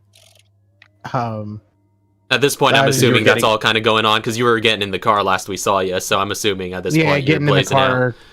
Yeah, calling Neria over and the parents so you can just start driving out. Loading them all up in the Camaro. And Chauncey, are you just making your way back on foot, Chauncey, or are you? Well, I was holding up the back of the parade we have going on, but I'm gonna break off to on foot because we wouldn't all fit in that car. That's only a 4-seater. Right. So yeah, you're so you leave PGP with Mr. G, and then you go off and. So I'm I've also made sure to go through and whatever I can salvage, like out of the stuff from downstairs, I'm taking it. Oh yeah, that's right. Yeah. So you guys can get any of the items that were left over. She still has the will. So them diamonds. I have the diamonds and the money right now. Okay. Do you want me to pass that off before I leave? Yes. Put that in the back of the car. Yeah, I you have can a just treasure pouch. I have a what? I have a treasure pouch. I can carry stuff. No, that's what I have. I have my stuff in the. I have all that in the treasure. I have a treasure pouch. Yeah, you can put it in the trunk then. That's Puts fine. all that stuff in there. If you guys forget about it, it'll be there for me. I have like a list of everything. Yeah, so you've got a diamond and $100,000. Okay, cool. Sweet. Question real quick. Mm-hmm. Can I, because he's stealthing to stealth. That's right, and Emmanuel's just out and about because you're not in the car. Can I stealth from Mr. G? From me? Yes, to like follow him stealthfully without him knowing I'm following him. Okay, I'll say make. That depends on your check, yo. Yeah, make contested checks. Go ahead and stealth for Emmanuel and perception for G. Do have advantage on stealth. Hold on. Advantage on stealth. Yeah, because I have the boots. Oh, do you have the tactical boots? Yeah. Yep. Hey, we have the same shoes. Yay! We're best buddies. So we gotta talk about it. We don't talk about it. Where'd you shop? Yeah. Give me just a second. Where'd you get your boots from? Stealth quick. So stealth +4. I got mine from Forever 21 because that's what I roll on my stealth checks. Nice. Forever. Okay, so +4. It's the first one. 12. Yeah, gross. You know what's funny? Actually, I was just doing the math. 21 is less than an average roll of my stealth checks. Yeah. It's true. Yeah, because you have such a... What's with 19? Oh my god! Why me? Why do I like rolling high numbers? Dude, So you this see was happening to me yesterday. You see this merc just like not slyly moving through the brush around you as you're leading them out of the suburbs. I'm gonna spot him. Okay. He's spotted. Because once he sees that he's failing at his job, he's just gonna come and like stand next to you. Okay. I switched my spotting to a raccoon somewhere. No. Yeah, so we're gonna be moving through the forest, and meanwhile, breaking between like speaking Italian, keeping the tyrants' attention. We'll just be like breaking off and just be like their attention seems quite fragile right now. So like you have to kind of like reorient them every once in a while. Yeah. Just like, oh wait, no. How do you say my friend in Italian? I was gonna say amigo, but that's Spanish. Different Latin. But basically speaking in Italian and then breaking off to Manuel and just going like, So you lived in the in Europe, eh? Yeah, Europe. It was pretty great for a while. Until Umbrella found me, and then, well, stuff didn't go so well after that. That happens. Specifically, all of that. You live in Europe, Umbrella finds you, and shit hits the fan. That just happens all the time. It's pretty common, I think. I know a couple of Russians who, looking up at these freaking monstrosities, are like, I know a couple of Russians who got pretty bad. Well, that might be something you, in particular, might want to know. Hit me with it. Well, I ran underground for a while, sitting on some information that actually got me into the U.S. back in the day. I was sitting on some information about a project that Umbrella Europe was working on. It was called the Nemesis Project. The Nemesis Project? I may have heard it in a briefing or two, but I don't think I was ever specifically briefed on what exactly the Nemesis Project was. Well, let's just say it fell into the wrong hands. And how's that work? Well, the U.S. Umbrella branch found me underground, swapped my services for the information, found me as an asset, brought me on board, worked for them for a while. I had a failure in that line of work. And after that, saw the decline of Umbrella happening and decided to get out of Dodge. Went back to Europe. So this Nemesis Project, what'd it do? Well, does what all of these viruses do. Mutates you. Changes you. Yeah, but are we talking in full, like, lose yourself kind of transformation, or are we talking like one of these things? No, we're talking inhumane. Make a quick history check, Mr. G.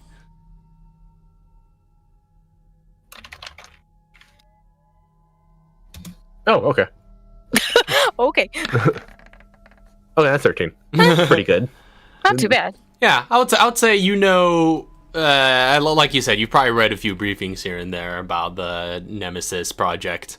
I think you would know the superficial details. That it was deployed in Raccoon City, and that it was sort of applied to a particular tyrant model.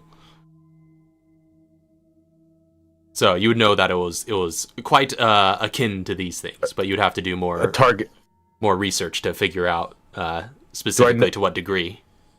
So I don't know that it was like a controllable target. No, you don't quite get that information off the top of your head. Well, I know that it's at least as controllable as these tyrants, which is to say they're not animals. Mm-hmm. But then again, I consider even these things inhumane, so what do I know? Yep, well, that's the world you live in. It's inhumane. You just kind of got to live with it, and you yourself become inhumane, or you become a victim. True. Yeah, that's what my counselor told me. I don't know if I believe it yet. Well, what kind of counselor are you going to? Boy, I grew up in the hood. To be fair, I wish I would have grown up in the hood.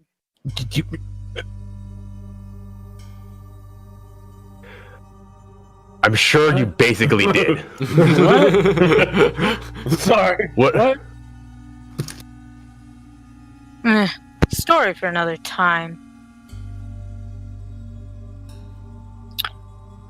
So, after Umbrella, I went back underground in Europe. I was found by Scott. Scott brought me into the manifold. And, well... You said you had something... You said you had something on them? Or you have some information? Well, I mean, I can... Like I said, I can lead you to Walker. Yeah, you're gonna have to do that. Hey, I got a bone to pick with the old man anyway. Everyone does. Although I'm not sure how many bones. Yeah. I don't know if this is any interest to you, but in one briefing with Walker, I heard some slight rambling about some girl. She's supposedly important to Walker's plan, but I don't know much about it. What'd you hear? Well, here's the deal. All I know is there was this girl. She was important to Walker's plan. I deemed it unimportant. Might have been talking about Katara. As far as I know, Katara has been all up in that dude's butt, making herself a huge pain. If normally how I work, in case you're wondering, normally how I work is you tell me what to kill, and I kill it. And then you pay me. And then we go our separate ways. Fair enough. What's your price? Yeah, I didn't get to think about that. Like Lisa, didn't get to think about this. Well, I'll get back to you on that. I don't think you should have to pay me anything. We have a mutual goal. We want to get to Walker. We get to Walker. All right, well, I guess consider that the best payment you can give me is call off your big dog. Who? Oh, I don't know. Not these guys. And he points back to the tyrant. Well, who am I calling off? I don't call anybody off. That's not my job. Well, I certainly can't work with the BSAA. You don't work with the BSAA. Neither do I. Yeah, well, your kind's probably liked a little bit more around them than I am. They don't know my kind. That's why they like me. Oh. Maybe I'll have to take a hint from you then.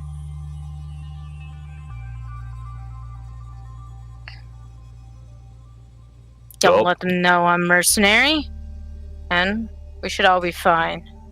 Just don't let them know what you plan. You let them know what they need to know.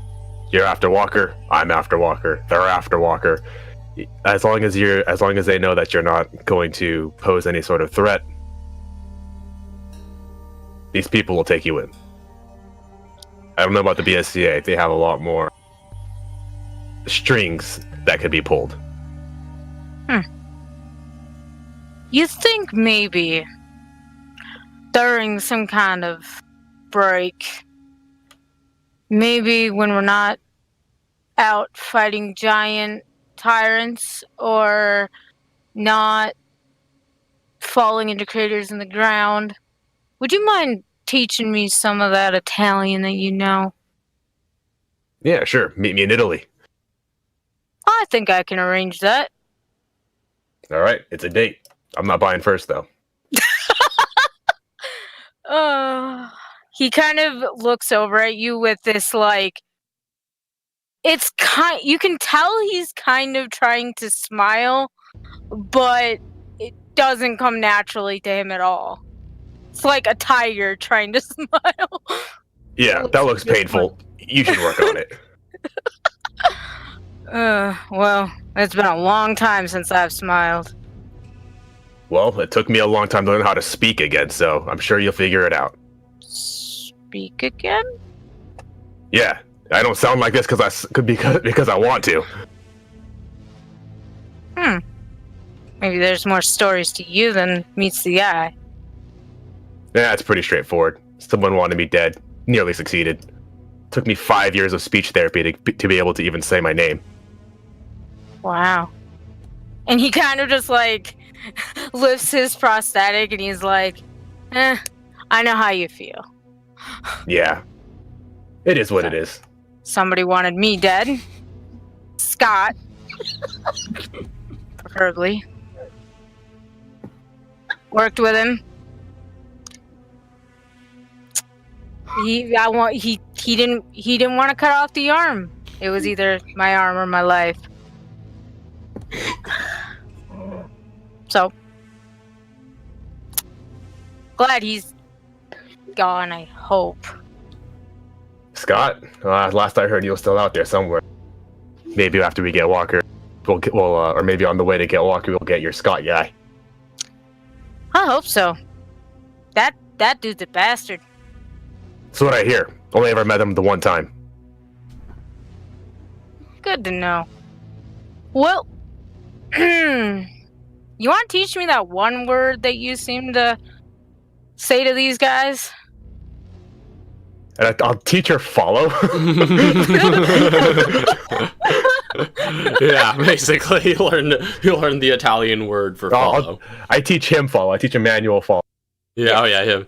Yeah, so he, as you guys keep marching these tyrants through the forests and fields, and just like, and Mr. G, you're with your stealth, you manage to escort them well enough and manage to evade any sort of populace before you make your way to some back alley where the sort of smuggling truck is arranged nearby.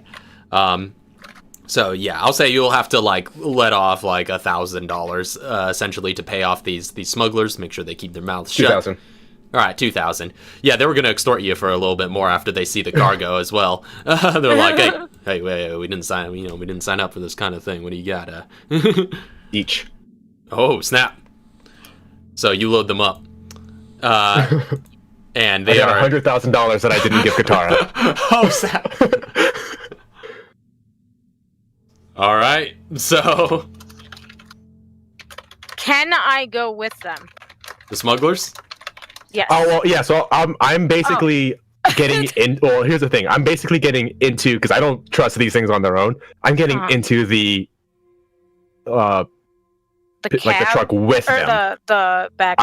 I'm walking them into the big 18-wheeler. Yeah, and they just put a lot of weight, and you feel the thing shift as they step in. But yeah, these kind of things are designed to carry pretty heavy amounts of cargo, so it seems to do well enough. After they lock it up, so if he's walking them in, he'll flank. All right. And so you're just sticking with them as they take off driving to wherever you're commanding them to drive, then. Yep. I'll tell them to I'm gonna get on the Bluetooth.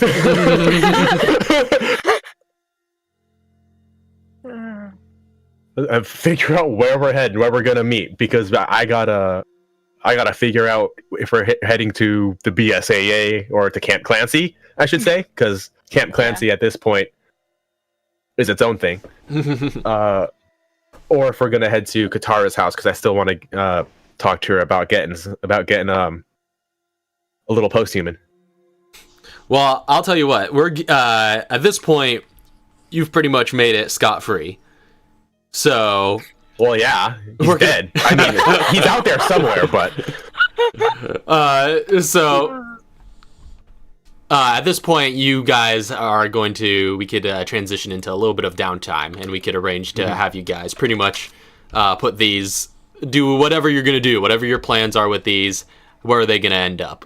So, long term, I think we could start going into a little bit of closure of just last points of order of business that you guys are trying to get into before we bring this session to a close. So, what are the last minute errands that you guys are gonna get done? How long do we have? Well, we're gonna cover most of the downtime at the start of the next arc, but you could essentially fill out any of that time. You're gonna get about a year's worth of downtime, close to it. That's what I was wondering. Okay. Immediately, Emmanuel's just gonna grab a ticket, and he's gonna go to get a ticket to Italy, and he's gonna look at Mr. G and say, "I'll meet you there," and he leaves. I'll give Emmanuel a safe house he could stay at while totally incognito. No one knows about that where we'll meet. Yeah, you make sort of underground arrangements. So yeah. So what are the last sort of points you guys are making here? What are your immediate courses of action in the aftermath of this incident? The first thing that Katara's gonna do is just see, get her parents established over at the camp. Yeah, you get them to Camp Clancy. Yuri's probably gonna help them learn the ropes. Yeah, you help them to acclimatize a bit. And here's Kevin. He helps clean the bathroom. you can't find a plunger, he's there. We're so sorry, Kevin. We're only ragging on you. And pretty much after that, it's just kind of like sticking by. There's not really much else she wants to do. I mean, unless Mr. G pops by like with that whole hey, you got something for me, because that she'll go ahead and get that done. Yeah. So, all right, you get them set up with Camp Clancy, and after this incident, in the days that follow, in the days that follow, the fog gradually starts to clear from that neighborhood, and by the end of within a week, it's all but gone as the BSAA sort of clear out any remaining ghosts or anything like that in the area that may still linger. Although, if you missed any, there might be a haunted house or two still left in that neighborhood that get resold. It's so weird. Every time I look at this painting, something stabs me. I mean, I was thinking of whenever I break off from there, almost like calling Maya and telling her to make the strike at the center of the fogged area, so everything would be wiped out. Also, that way, it kind of covers our ass for what we plan on doing with these tyrants. Right. So you're wanting to scorch the whole earth on that suburb. Yeah. All right. So yeah, you as can. Long as, yeah, you as can long certainly. As I know you can my certainly team's out and all the civilians are out. Mm-hmm. So you guys spend maybe like another day or so and doing thorough evac, and then eventually get the whole area that's cleansed. I was gonna say that's probably an easy sell. It's just like the fog literally tried to kill us. Kill it. Yeah, that's true. Right? Just shoot the fog. I don't even care what you're shooting at. We killed the biggest thing in that fog, and it still hasn't lifted. Burn it to the ground. All right. And there's tyrants in there. Just blow it up. It'll be fun. Clean up everything. So eventually, you guys do see that come to pass on the news that an entire neighborhood, the entire suburb on Ankeny Road, has been wiped off the map, Raccoon City style, though on a much smaller scale, and that neighborhood is no more and has been just completely obliterated and flattened by carpet bombs. Exterminatus. Mm-hmm. All right, so where do the tyrants end up? Is my main question. They're going. Oh, go ahead. I'll say we're in an alley somewhere waiting for where we need to meet. Either at Camp Clancy or Katara's house. I'm assuming Camp Clancy and just bring Katara's stuff there. I want them at Camp Clancy. And what did the prison end up becoming at the manor? So there was a prison area. That was a vehicle hub, range? Right? Yeah, the vehicle depot is what it ended up becoming. Yeah, that was the one with the big, the tyrant depot, the big chamber where you fought the plant. The queen. We could pull into the vehicle depot. Yep. There you go. It fits actually. Now. Yeah, it fits that perfectly. So you add them among your artillery and basically swear your squad to secrecy, as if they weren't Chauncey loyalists enough. Which, by the way, I'm basically gonna give each of them a rundown at some point in the middle of the night, and it's just giving them the rundown of their family history. Mm-hmm. I'm gonna basically pull a little bit of a walker on them and just be like, I know your sister. I know where she lives. Yeah, you basically give them the thorough CIA intimidation treatment of making sure they know you know who they are. It's like, so your daughter's in college now. That's nice. And I believe it was Foxtrot 1 and 2 you brought to the suburbs, right? Correct. So, in the aftermath of this incident, as you recover and reconvene with the rest of your troops, Chauncey, go ahead and roll a d6 for me. Ooh. 6. Oh! Is that good? That might not be good. One of 6 options, probably. That's how many people rattle on us. Well, no. So you get actually a pretty somber note in the aftermath of trying to gather the rest of your squad. There have been some casualties. You lost 6 of them. All of Foxtrot 2. No! My team! And you also lost Newton. So PGP and Allie were the only ones that got out. Can I exchange Allie for Newton? So messed up. She just succumbed to her head injury. That's straight bargaining right there. That is like the 4th level of grief. Not my Skipped all 3 levels and just straight to bargaining. Yeah, so unfortunately Newton was KIA in the fog. And yeah, you get the sense again, you guys fought some of the ghosts, you saw what you were up against. It was not a good situation. So Who was the one who told us about Newton? Is that the guy who came back in, or was that Allie? Okay. So pretty sure that was Allie. She got separated that were together. Yeah, they were paired together. Okay, and then it was Buzzkill, Hollow Point, and Ryder. Mm-hmm. Right, because I have the names written down. I was like, why is Newton on? Was it? Maybe Ellie killed Newton in her madness. Maybe. You don't know. I can get her to talk. So, and she does eventually come to her senses, as do the rest of you. Next long rest gets rid of the point of madness. So you guys. Yeah, well, yeah, you actually don't change because you never failed any charisma saves. So can I keep my point of madness for forever though? Well, I mean, you've got Chauncey madness, but you don't have any more hallucinations. I'm feeling good the next day. Mm-hmm. Yeah, you get all rested up. So, I guess to remember the fallen, we've had some killed BSAA members from Chauncey's squad for the first time. So, Buzzkill, time to rebuild. Buzzkill, Riot, Ryder, Hollow Point, and Newton were the sort of codename nicknames for the soldiers that you have lost. All right, I'm erasing them from my notes. God. No, Newton was my go-to guy. My second go-to, above all the other people. He was my number 2. My other number 2. 3.5. So, fortunately, those are your casualties. So, in the meantime, the one time that list now, I gotta make. Do I get replacements coming in? Yeah. So we'll talk about that over downtime, and figure out what your new squad makeup is going to be like a bit. It's going to be Katara's parents and 2 tyrants.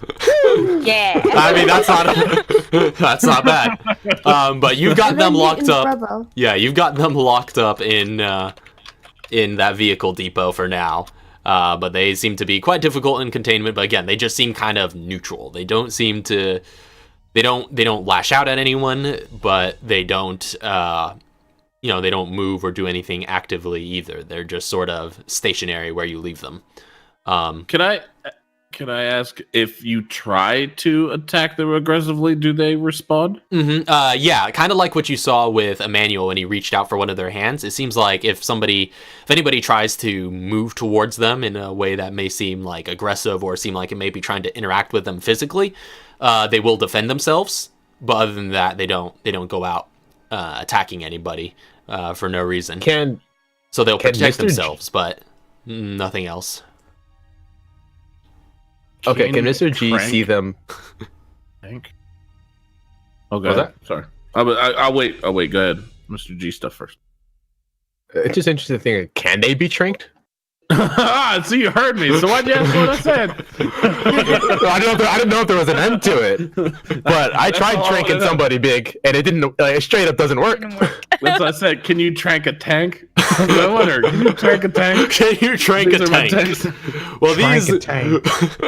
Oh my goodness! What have I done? So these questions and more, you guys will be experimenting on over the course of your downtime, I presume. So we'll be getting to that over the coming month. But in the meantime, can G make like regular visits to them and make sure that they? Okay. Yeah, you're sort of are familiar with G. Oh man, you're going through the imprinting process.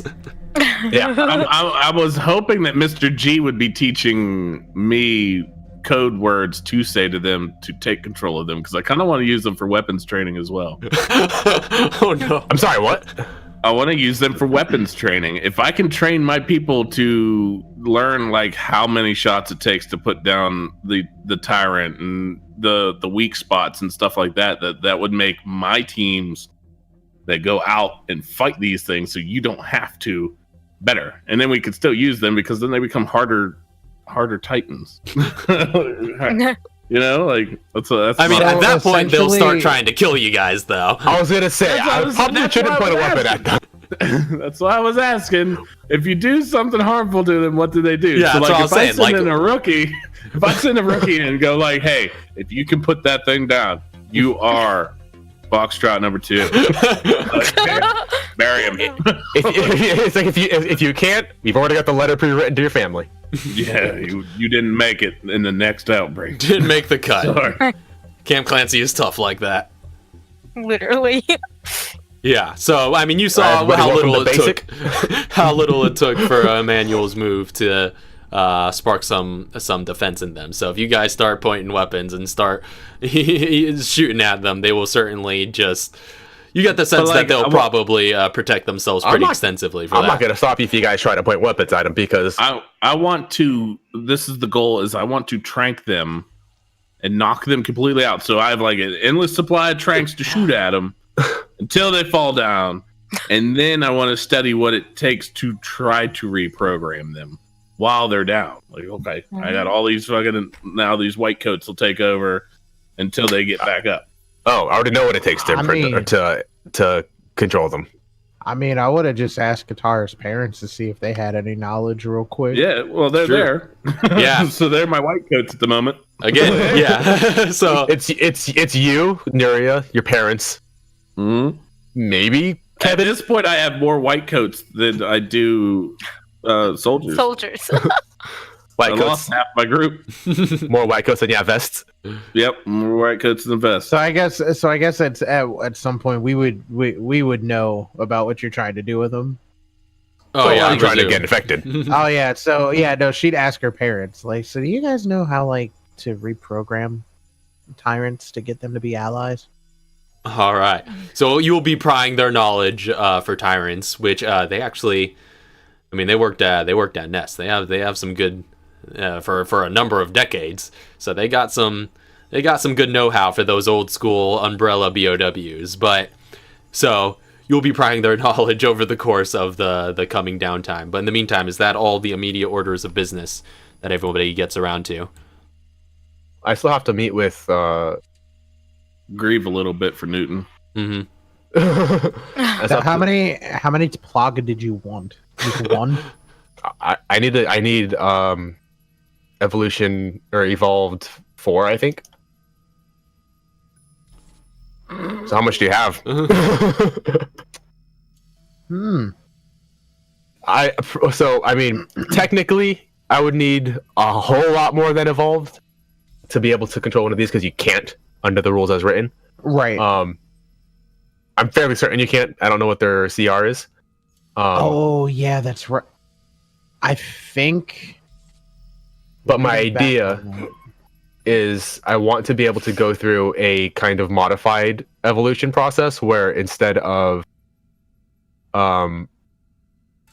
like this is the one thing I can do, and put all of my mutations or whatever into getting control of these BOWs. Mm-hmm. Well, hold on. Are you looking to multi-class here? You threw tyrants at me. I mean, they could be controlled, like, with you not having to be there, right? So it wouldn't just have to be you. Oh, you can get infected too. That's true. Yeah, I could still be at the house chilling. I'm just gonna be an army of evolved characters. Don't I have like don't we have a device at the Camp Clancy that pulls these things out of people's bodies? They pulled it out of mine. Yeah. So like all you have to do is go capture a whole bunch of Plagas people and bring them to my camp. I'll pull their shit out. We'll use it.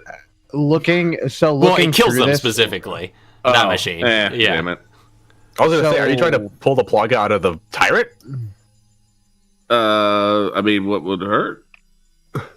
If we pull the plug out the tyrant, can't we still microchip it to control it? Again, all this and more we'll be talking about off stream to start figure out the details. But in the meantime, is that all that needs to get done? So Mr. G met with Katara.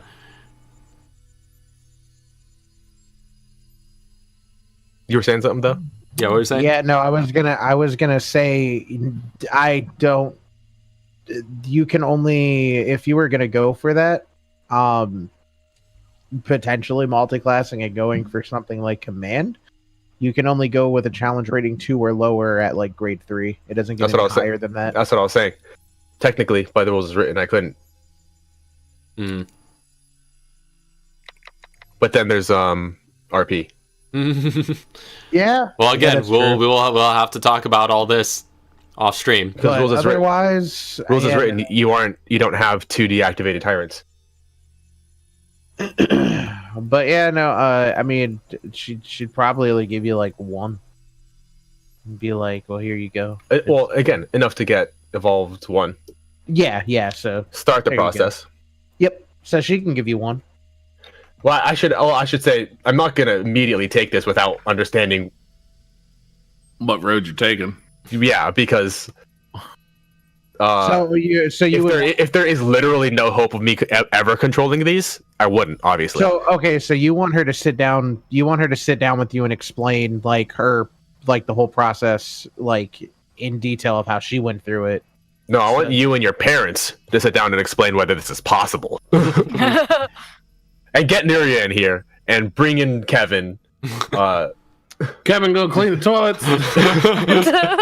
Just in case you shat yourself while you can explain. I need every big brain in here to come in and be like, no, yeah, that's impossible what you're asking. Or be like, there's a chance. If there is a chance, I'm going to go for it. So it says you might want to debate that. So, okay, yeah, so they'll... Over the course of this year. I'm not going to... Over the course of the year, yeah. Yeah.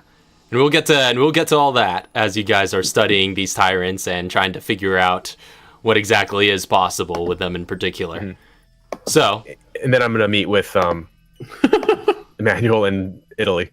Yeah, at some point. All right. Okay, cool. So in the meantime, at the end of all of these activities, and at the end of this week in which the outbreak in the suburbs had gone down, you all would eventually see over the news some, I guess some other matters of interest if you pay any particular attention to the news. First of all, you guys would see reported in international news that over in Johannesburg, the quarantine zone that that's also what I wanted to do. The quarantine zone seems to have been secured by a greenhouse solutions team, and the infected patients are being treated. And you see, good for them. Yeah, you see over the news, and it's being like heralded as this great big humanitarian victory. There seems to have been a team that was deployed there by Greenhouse Solutions, led by the company's chief of security, Justin Scalvo. You also see an interview segment with Lacetti Folion, who was the doctor in training from the University of Johannesburg, that the nurse in residence there had told you guys had gone missing. And yeah, you see her kind of like give a brief interview segment where she's just talking about how the people of Rita's Hovel are very marginalized here in Johannesburg. Because the area is home to so many criminals, people tend to deny them basic human dignities. And for a while, I thought I was the only one who cared enough to treat the people here.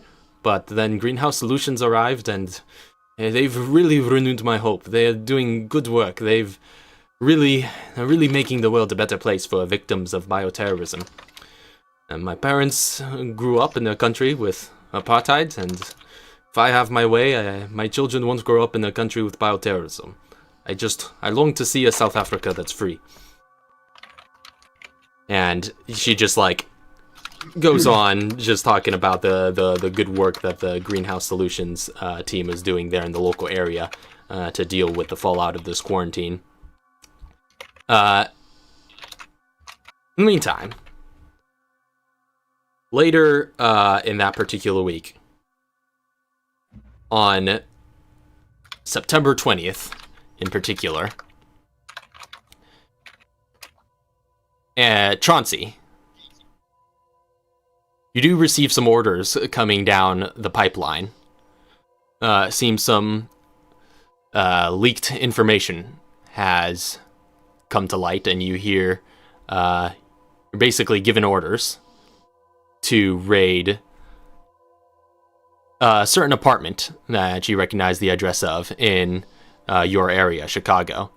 It's Katara's apartment.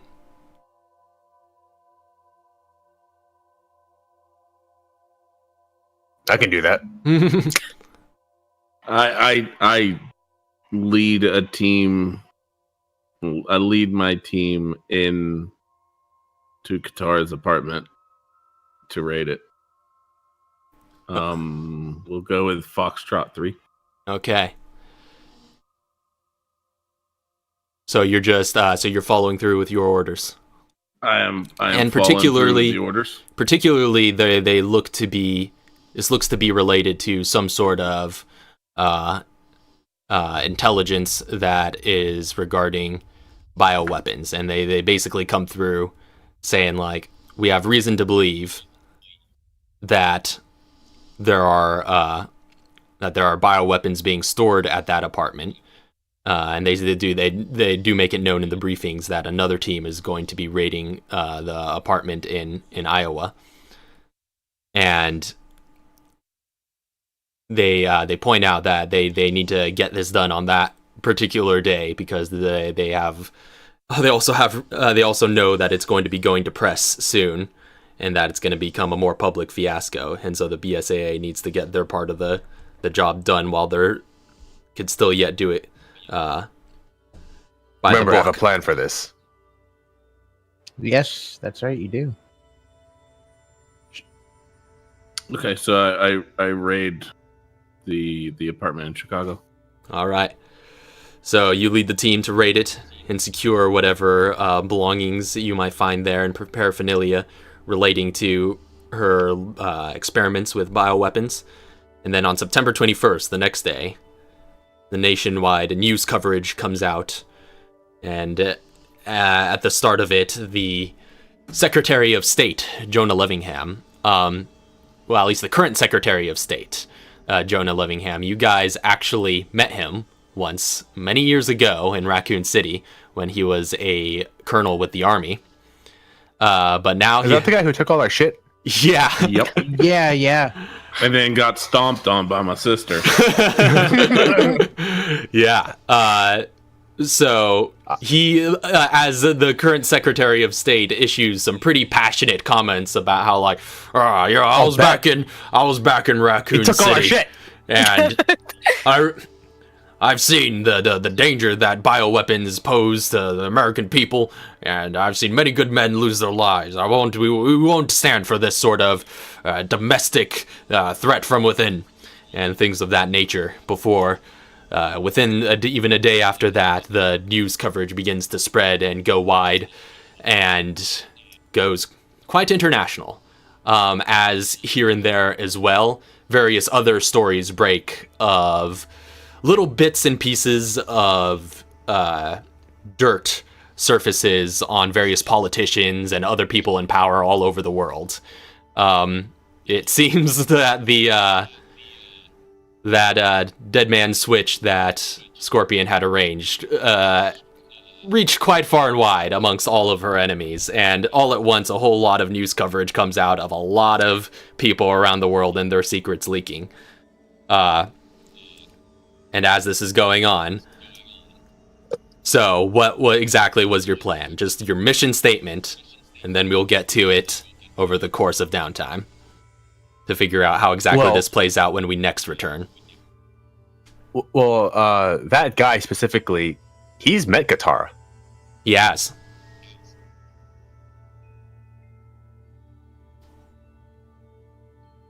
Also, like, did I find anything of interest in her raid?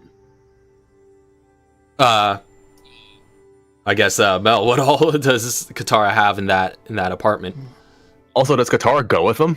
That's a good question. Yeah, I mean, is that you know her? I mean, I would have contacted her through the burner phone that Mr. G gave me like a long time ago, and told her to clean her Iowa apartment. Well, she would have told you that her Iowa apartment's clean. It's the one in Chicago. I just tell you that I'm coming in and we're taking what we can from your apartment in Chicago. Don't be in town. Would this be the day of? This would be the day of as you're going to the apartment. Would she have enough time to get her stuff and get out? Well, just know that like whatever I find that is of need to keep will be kept. Mm-hmm. If there is any kind of shady kind of shit, I'm gonna keep that to myself, and the rest of my team will know that. Okay. I will go to whatever lengths it is to protect you. So if they find nothing on you, they find nothing. But like, try not to keep my pockets full. You know what I mean? Yeah. So I'll let you borrow my treasure pouch. 2 of them. Okay, so essentially, what would be since Iowa's clean, in the Chicago one is where she was holding the dominant plaga and the G virus. Oh, we need the dominant plaga. Wait. I would have controlled those because I have a gut feeling that there's like a lot of shady shit going on in the government.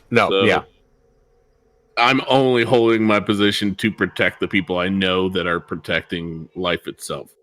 So I know what your end goal is, and you've never crossed me. So I'm trying to protect you in the same fight that I'm having. So otherwise, there's really nothing else of note, I guess, other than like, little scientist material, like scrap material, chemical. I might feed them some of the material that they were already expecting to be there. Like, she'll have a chemistry set.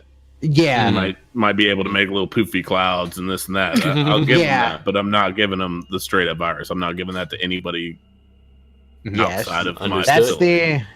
That's the only stuff she has there. No samples, no formulas of like no other like formulas, just those 2 things.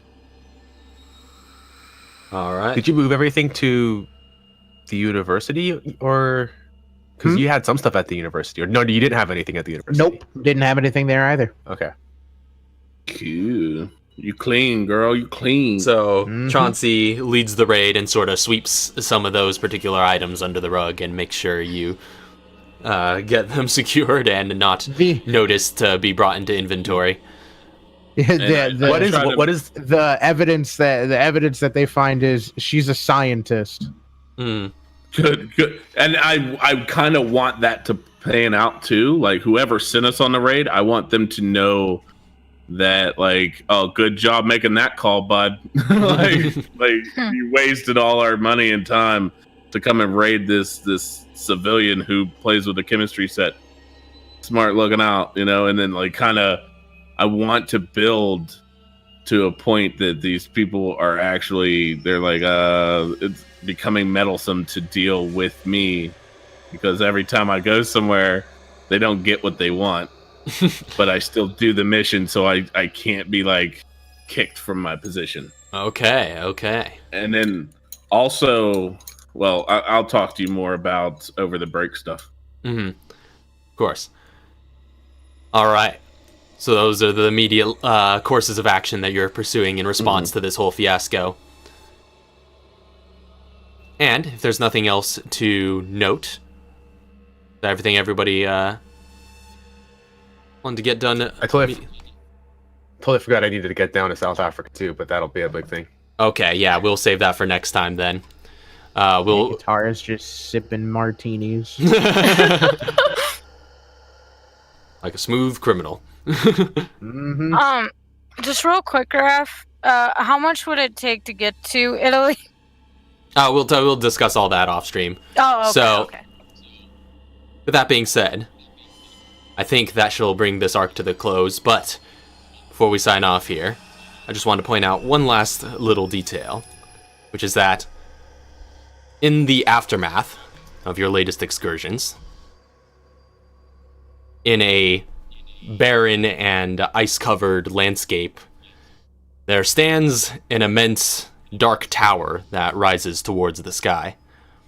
And within that tower are many dozens of floors, one of which contains a dark room lit only by a holographic monitor. In that room stands a man, sort of tall with fair skin, short, frazzled black hair, and seemingly glowing blue eyes. He's very kind of tall and slender and in a navy blue suit.